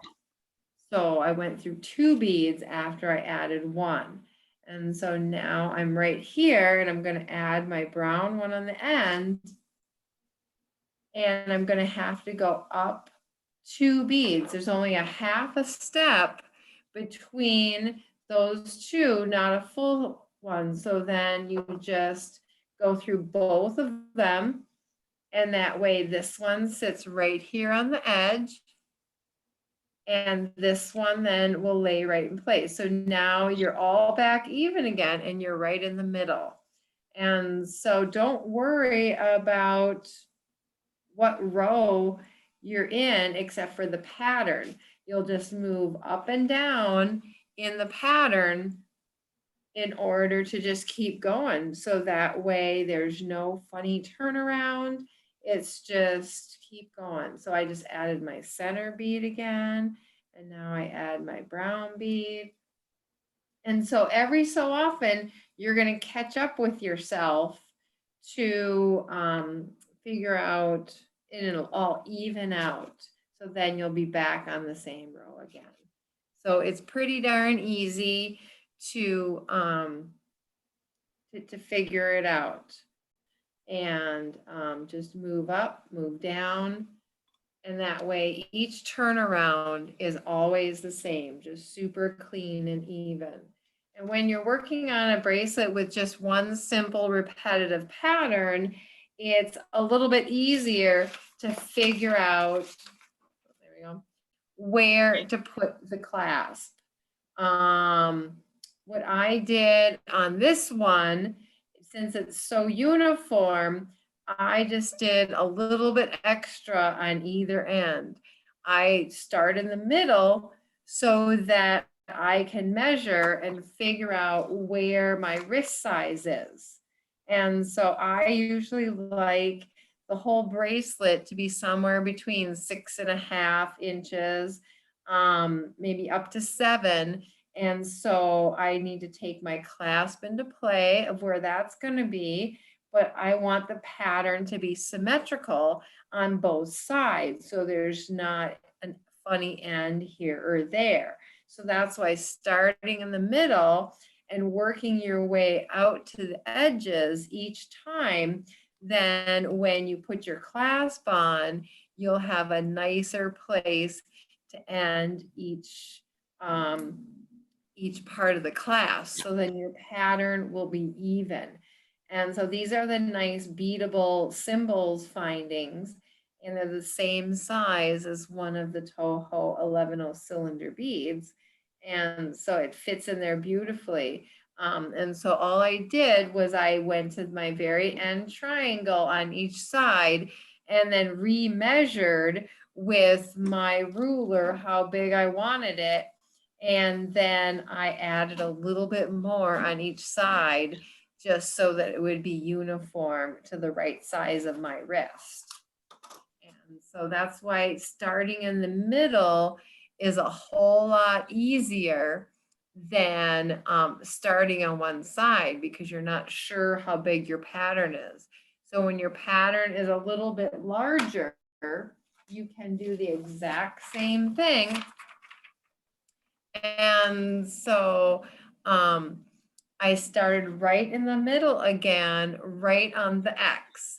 And so it made it really easy to start. And so this is just half of the bracelet on this whole sheet of paper. And so I'm starting in the middle of that section, just so that if I wanted to go both directions, that's okay.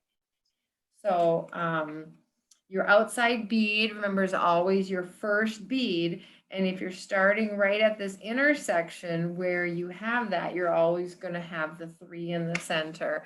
So that way we pick up on this one, 2 pink beads, 2 orange beads, 3 green beads, 2 orange beads, 2 pink beads. So it's always the exact reverse. You go to the middle and then you go back down again.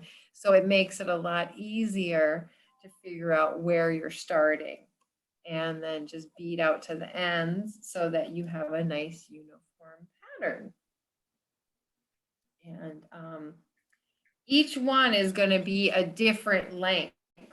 And so this one I ended right kind of on the X with just a little bit of gold on each side. And this one averages about, I think this is a size 7. So sometimes I change the pattern if I want to change the size of the bracelet. If the pattern is too large, then your bracelet adjustments might be more of the same size as your diagram in the pattern. So each one of these might be 1/8 of an inch. So then each one could be a sizing of 1/8 of an inch.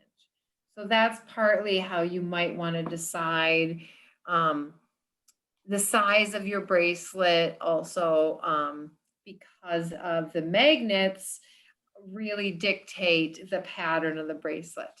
If you don't want your pattern to dictate the size of the bracelet, you have other options as well. And so this beautiful one, I just centered and created my pattern the way I wanted to. And then I used one of these neat symbol bar findings, which just gives a clear straight edge. And then I have links and a clasp to attach. So if you have different sizes, it will go on, and then you can just adjust it differently. And it'll tighten by the amount of links. And so that way, if you really don't want to adjust your pattern for the size of your wrist, then just adjust your clasp. So it's pretty, versatile to do what you're doing with all these new different findings and clasps as well. And so this great one here is part of my window panes series. And so that's another one where I started right in the center of my giant X. And so here's the graph for that one to help make it a little easier for you all. And so instead of in the X, when your pattern is larger, then I started right in the middle of my big center focal piece here. So that way, it's my center, and I'm going to have in my bracelet, I'm going to have only 5 of those pieces, because there's such large design pattern. And so that's where I started, right in the center of the center, and worked my way out. So that way I could then figure out how the spacing would all work. And different camera here. And so this one here is how I made all of these ends work. They are a variety of different patterns, and I wanted to taper them down depending on how the pattern worked. And so the clasp, I didn't want just a straight edge. I created a dimensional kind of a wave up and down so that the clasp held on in a really nice, attractive place and accented the pattern. And so this one is straight over here because I'm using a nice straight clasp. I just angled the pattern at one of the X points. And then these here, where they're a little bit more of a curvy bracelet clasp, then I made, I kind of angled up and down. So I'll show you how I did that angle up and down here. And super quick like. And so I want to taper the pattern so that I can taper my edges on each one. So that means I want to, instead of squaring it off at the end, I'm going to increase or decrease my end, but I'm going to coordinate it along with the pattern. And so super fun and easy. So I will just quickly rethread my needle here since I was using it as a pokey tool. And so I'm right here at the edge and it's tapered down to that perfect angle. So we're going to start our decrease. And if you look at the other bracelet, here we go. I've got it tapered down here right after this part of the pattern. So instead of adding another one on the edge, I'm going to go backwards and I want to just pass through these 4 beads behind me here and start working my way down. I wanted to skip this corner edge to start the decrease. So I'm going to just go all the way across this pattern. And I know it's a little shiny, and so it's a little harder to see the different beads. So bear with me here. But that's the fun part about using a shiny silver, a matte silver. You can create a lot of depth and dimension just by using a matte bead or a transparent bead. And so we're just creating the rest of this pattern here. I want the rest of this wing to show up here on the other side. And so we're following the pattern from previously here so that we've got their wing. This is a pretty complicated pattern here. So don't try something so wide and so complicated for your first pattern. Try something with 3 colors at most is what I recommend. Otherwise, you might get a little turned around on what color am I on, backwards, forwards. So don't stress yourself out that much. Okay, so now we're here and I'm at the silver bead and I got nowhere to go. It's only a half a step down. So that means I need to go through the 3rd bead, the lower silver. So we just went down to the lower row. That's part of the step up, step down technique. You're just moving back and forth in order to keep going forward instead of having to do this circle around.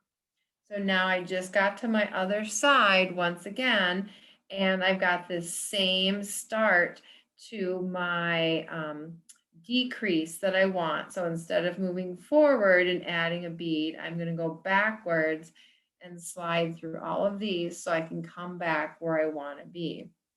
And so I'm just following the lines of this neat window pane pattern that I came up with. And stained glass windows was my inspiration for this one. And so I'm looking at the friend of what I've got going on here. So let's pull him back out to see how I want to do it. So I've got the little extra wing, and then I'm just going to have one perimeter bead on each side of that. So, and then I've got my center little accent here. And so I'm just counting how many I've got here. So we've got one more in the middle.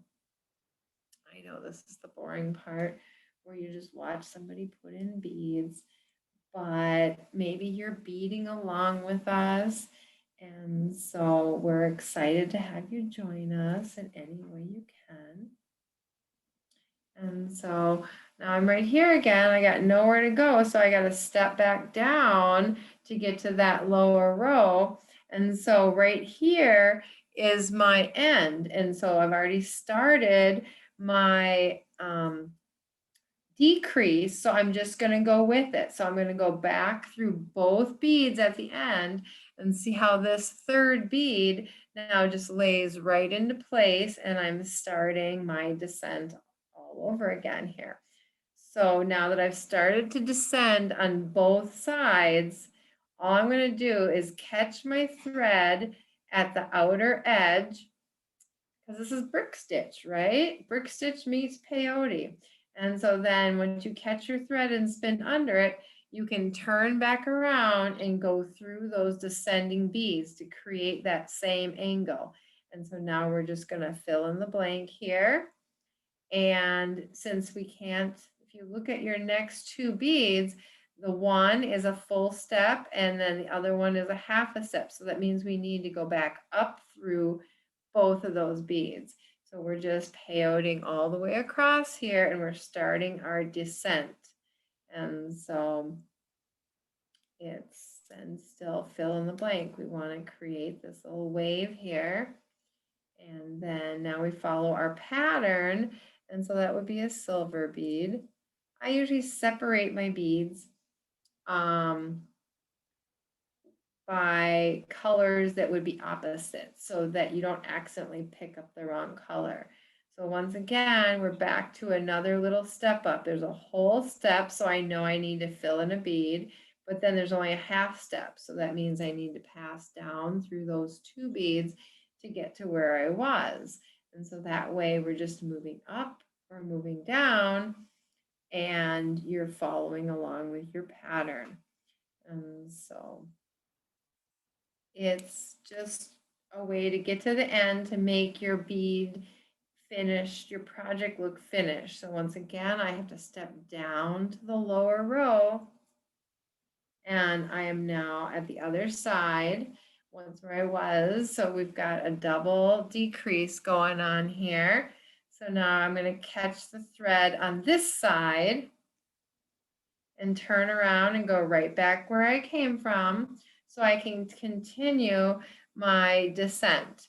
And so usually I catch the thread once on each side and resecure to go back up here. So then now I'm at the middle, right in the middle. So now I've almost evened out, but not quite yet. But I'm looking at my pattern, trying to figure out what I'm doing with my pattern because I'm going up and down here. So I just put an extra little sparkle center bead here just to finish off the center. So so I've got this dark color. So this now is done right in the center. So I finished. I'm not going to go any higher here, but I do need to get the perimeter around this edge here. So we're going to go up and then down. So I added one bead up and then 1, 2 down. So we just want to kind of go with the flow here of whatever you're doing. So I don't need to, now I'm right here at my cascading descending end. You don't have to go through all of them. You can just go through a couple beads and then catch your thread just like we did before, and then turn around and go right back down. And so you're now going in the correct direction and keep going. And since it's reversible, remember, you can just flip it over. So that way you're always working away from you to easy see what you're doing. And then get yourself into place here. So now we want to make sure we've got our clasp in the right place. And so how did we do that over on the other side here? We've got it right here woven in there, and it looks like it's the 4th bead in that next row. And so I want to make sure I weave my clasp in when I want it, when I'm supposed to.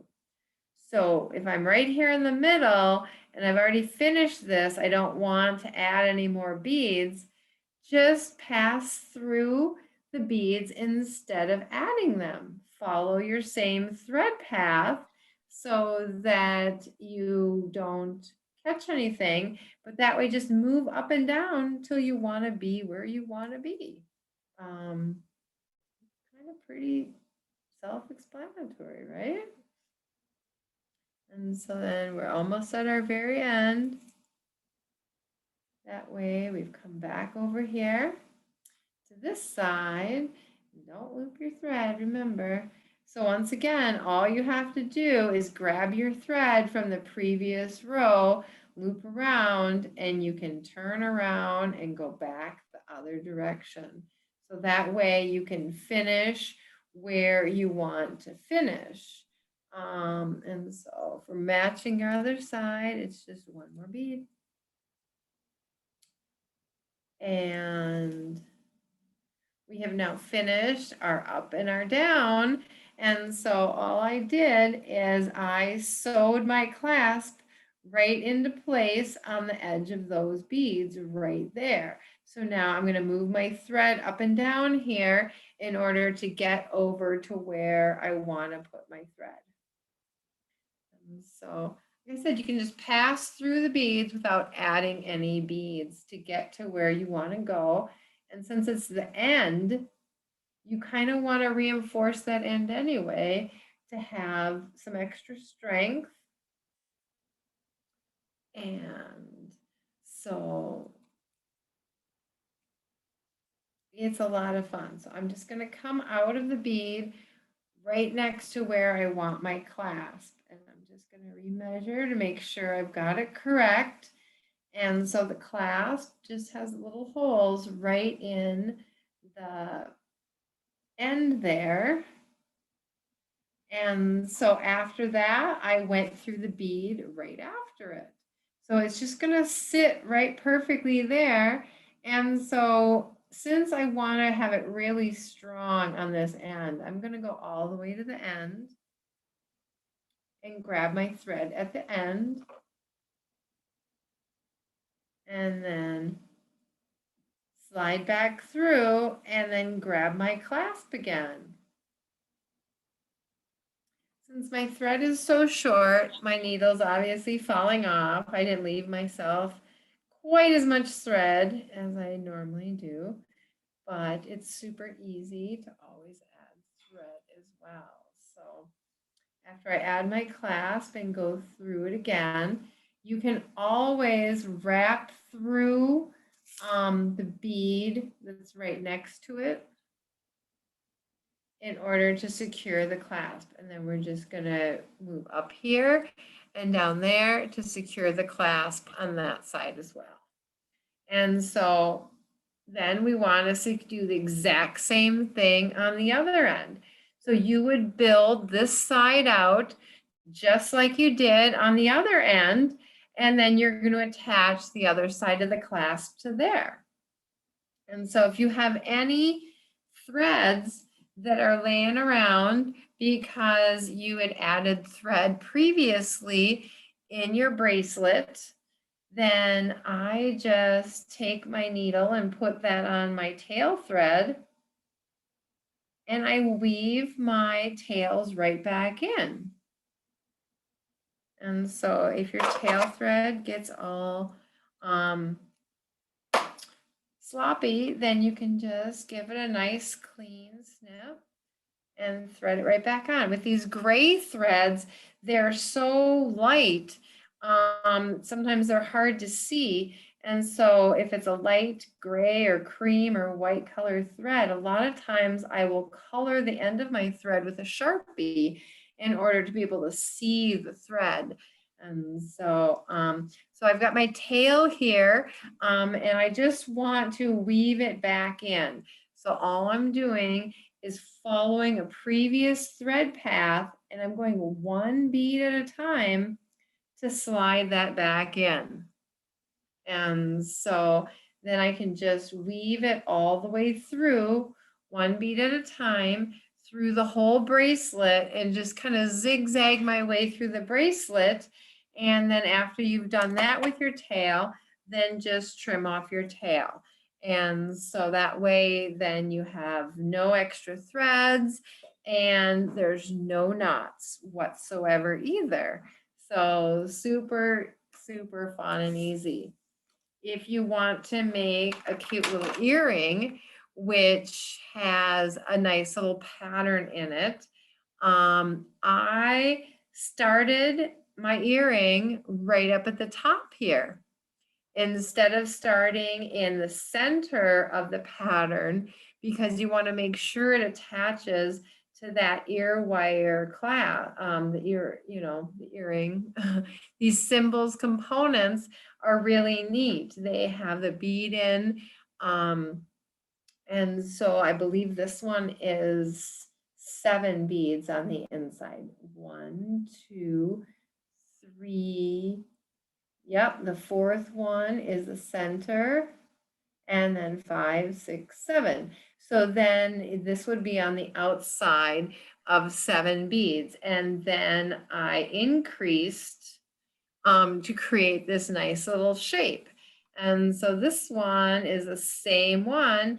And my thread, my starting thread is still here. So you can see I start right up at the top and then bead my way across. And so we're going to show you how to do that now. And so, because I made this fun little neat component that's identical to that on the top. So once again, we're going to put our little stopper bead on our thread, and then we are going to start right here with our pattern. And so our first bead we put on is going to be the teal color. The second one will be the brown, and then you'll have 1, 2, 3 teal colored beads, and then a brown, and then a teal colored bead. And then as you're gonna turn the corner, it'll be a brown bead. So you add the brown one and go back through the brown one, the second, and then a teal one. And so that's what we're gonna build. That's how we start. And so, oh, where'd you go? I found my little starter. 1, 2, 3. How many can we have? So, if you lost your starter piece, we're gonna find it. It's here. So we're just gonna start a new one. And once again, this is where we're gonna start. Oh, there we go. So we're gonna start right here at the top, and I've got another neat little diagram for you. There we go. And so it'll show you, we're gonna start here right at the top, and we're gonna bead these first 7 beads, turn around, and then we're going to start our increasing. And so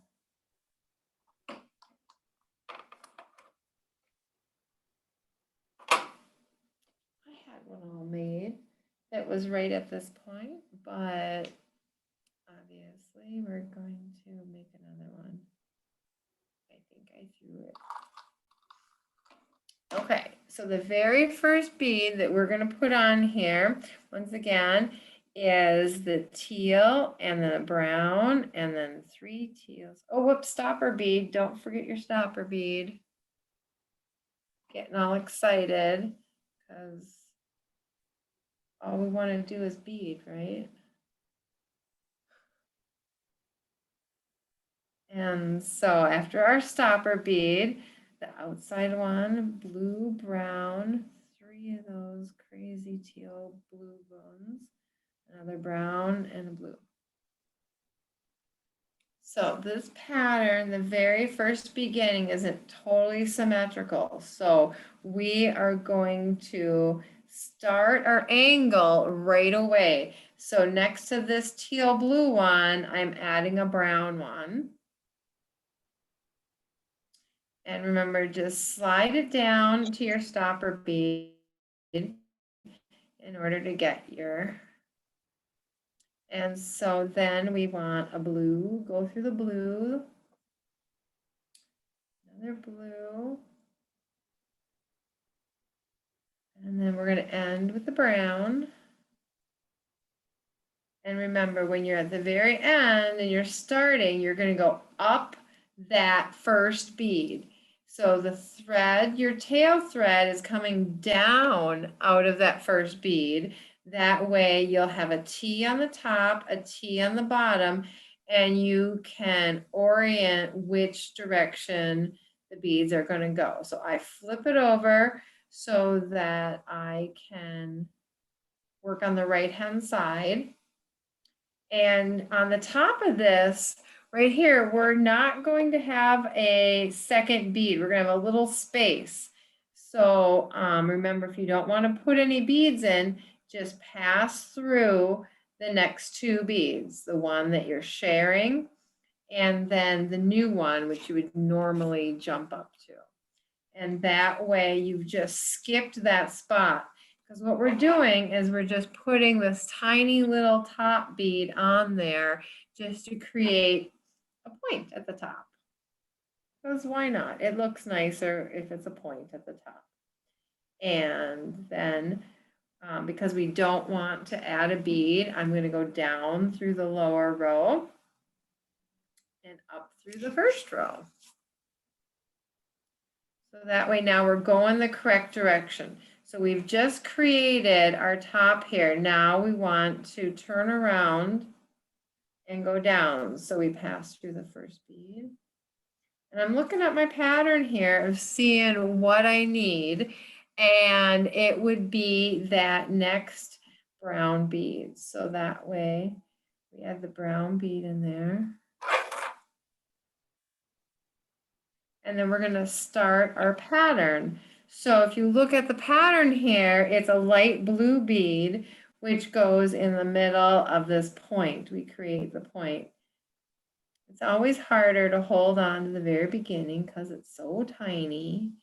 So bear with me if my fingers are in the video. Your stopper bead is what you can always hold on to help you out there. And so we're going to do an increase here, but because I want to create this nice angle, I'm going to make another row first before I do that increase. I want to make sure that it sits right. And so when you're doing this, you also want to make sure you don't splice your thread. So thread control and tension is really a good thing. And that's also a reason why I don't do any knots, because if you make a mistake, you can always take it out. I just passed through the wrong bead, so I can just take it out. So that's what I just did. So we want to create another row here before we start increasing. So I'm going to get control of this here. So I've got it in my fingers, And I'm wrapping my other thread around my other fingers behind it so I can get control. And I'm trying to see where I'm at. So I need to add another brown one. Just got to get to the other side and we'll start the increase. It's pretty darn neat of a way to do it. But I'm creating my pattern while I move across here. And so just keep an eye on what you want to do. If you have a center bead and you put one on each side of it, then it starts to form that really nice little point. So now when you got nothing here on the end to do, remember you got to go down the row.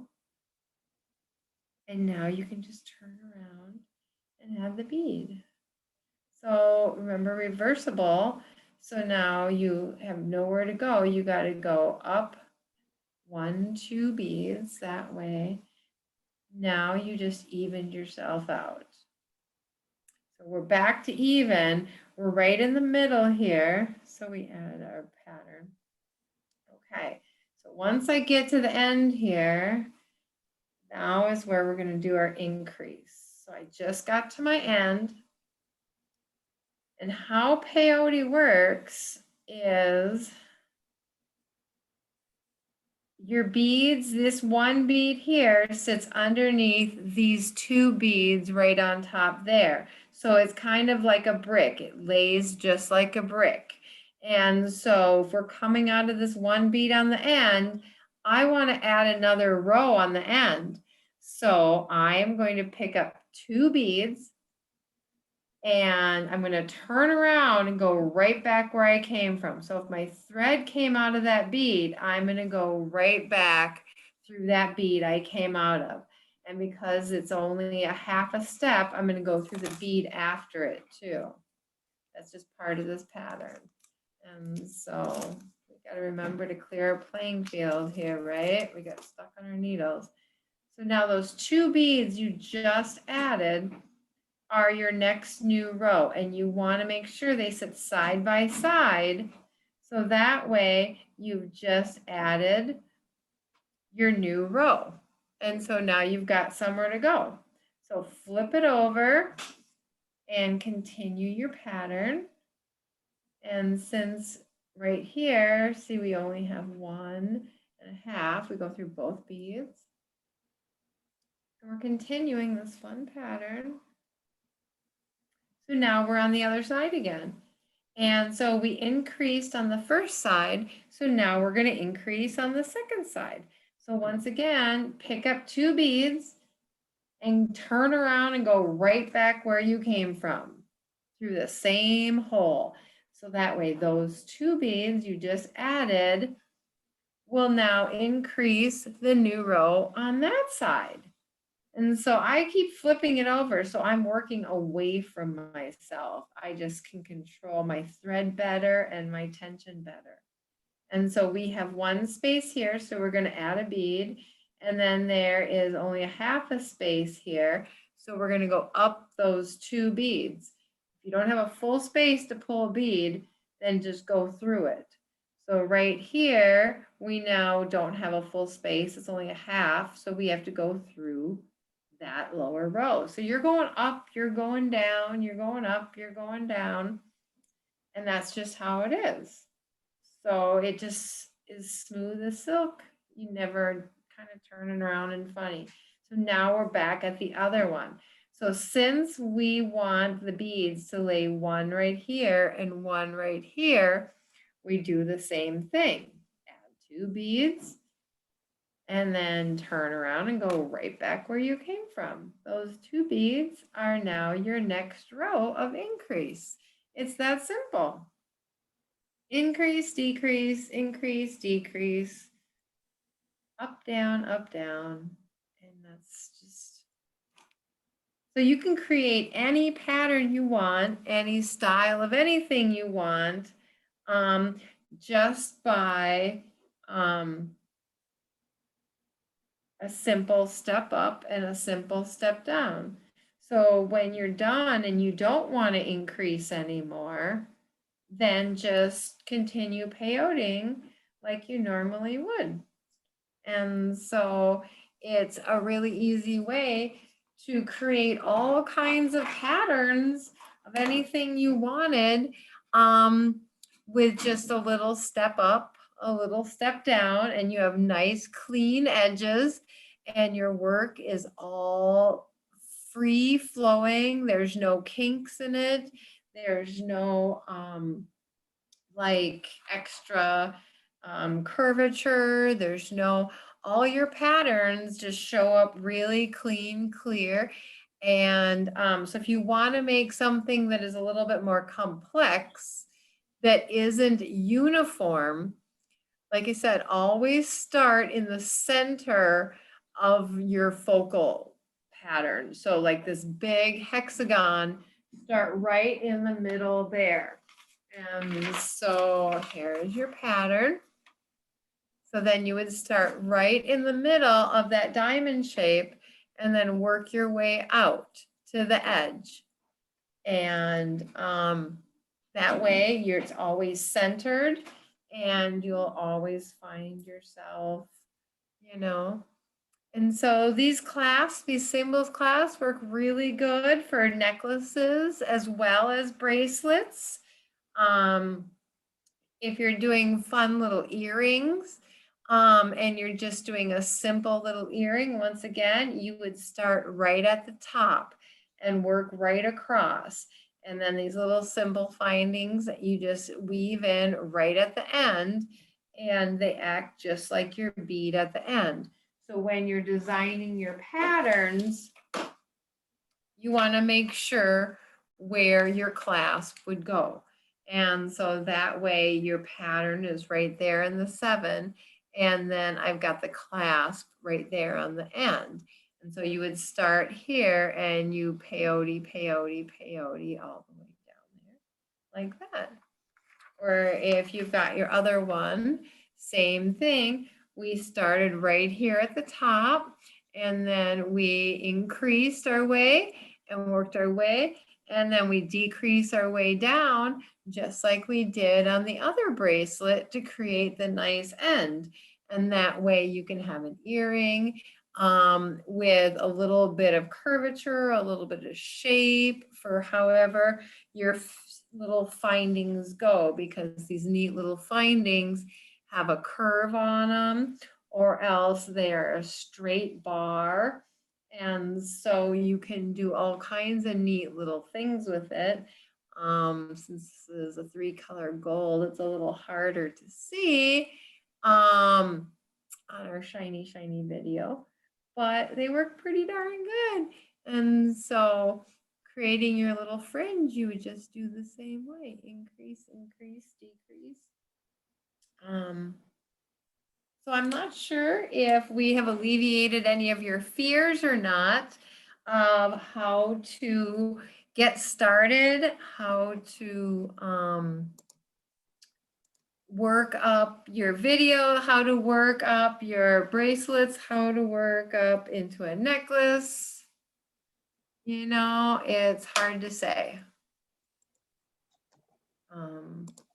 But, you know. Well, thank you, Rochelle. That was just wonderful. Excuse me. I've never seen it in that much detail before, and it really makes a difference. I've never done, you know, even in my bead weaving days, I avoided doing odd count peyote. For all the reasons that you showed us, it was really simple. So thank you. Yeah. Becky. We need to unmute Becky. There we go. There we go. You're There muted. you go, Becky. Now you're unmuted. Thank all of you ladies for sharing your time and your knowledge with us, and thank all of you who joined us to learn. Yeah, absolutely. Yeah. Enjoy the rest of your day. Yeah, and we'll be Yep. here beading again on December 19th, Saturday the 19th. And I'll be doing a compass rose pattern, and we'll have 2 other guests with me to be special announced soon. And So we really hope to see you. And if you have any suggestions of what you would like to see, we'd like to do these beatings one Saturday a month. And so please send us suggestions to the Upper Midwest Bead Society Facebook page on what type of beginning things you would like to learn so we can help you get started. Yeah, that's that's a very good point to make. That, you know, we have to hear, I mean, we can guess and avoid all we want, but it really helps to have feedback and for people to tell us what they're interested in. Exactly. So, So okay, well, we're I here to had fun. Thank you so much. follow us all. And Upper Midwest Bead Society page, Bobby Bead page, everybody's Maggie's page, and Lisa, who had to check out earlier. But Mhm. thanks so much for watching. Everybody have a happy Thanksgiving. Yep, almost done with the weekend. So now Terrific. you all have something to aspire to. Yep, and Bobby Bead is open tomorrow from 11 to 5. So if you need any more of your supplies to do that too, come on in to Bobby Bead and we'll be here for you. Thank you so much, Rochelle. Thank I you, appreciated guys. you asking me and giving me the time. So, okay, later. Thank you. Bye. Bye.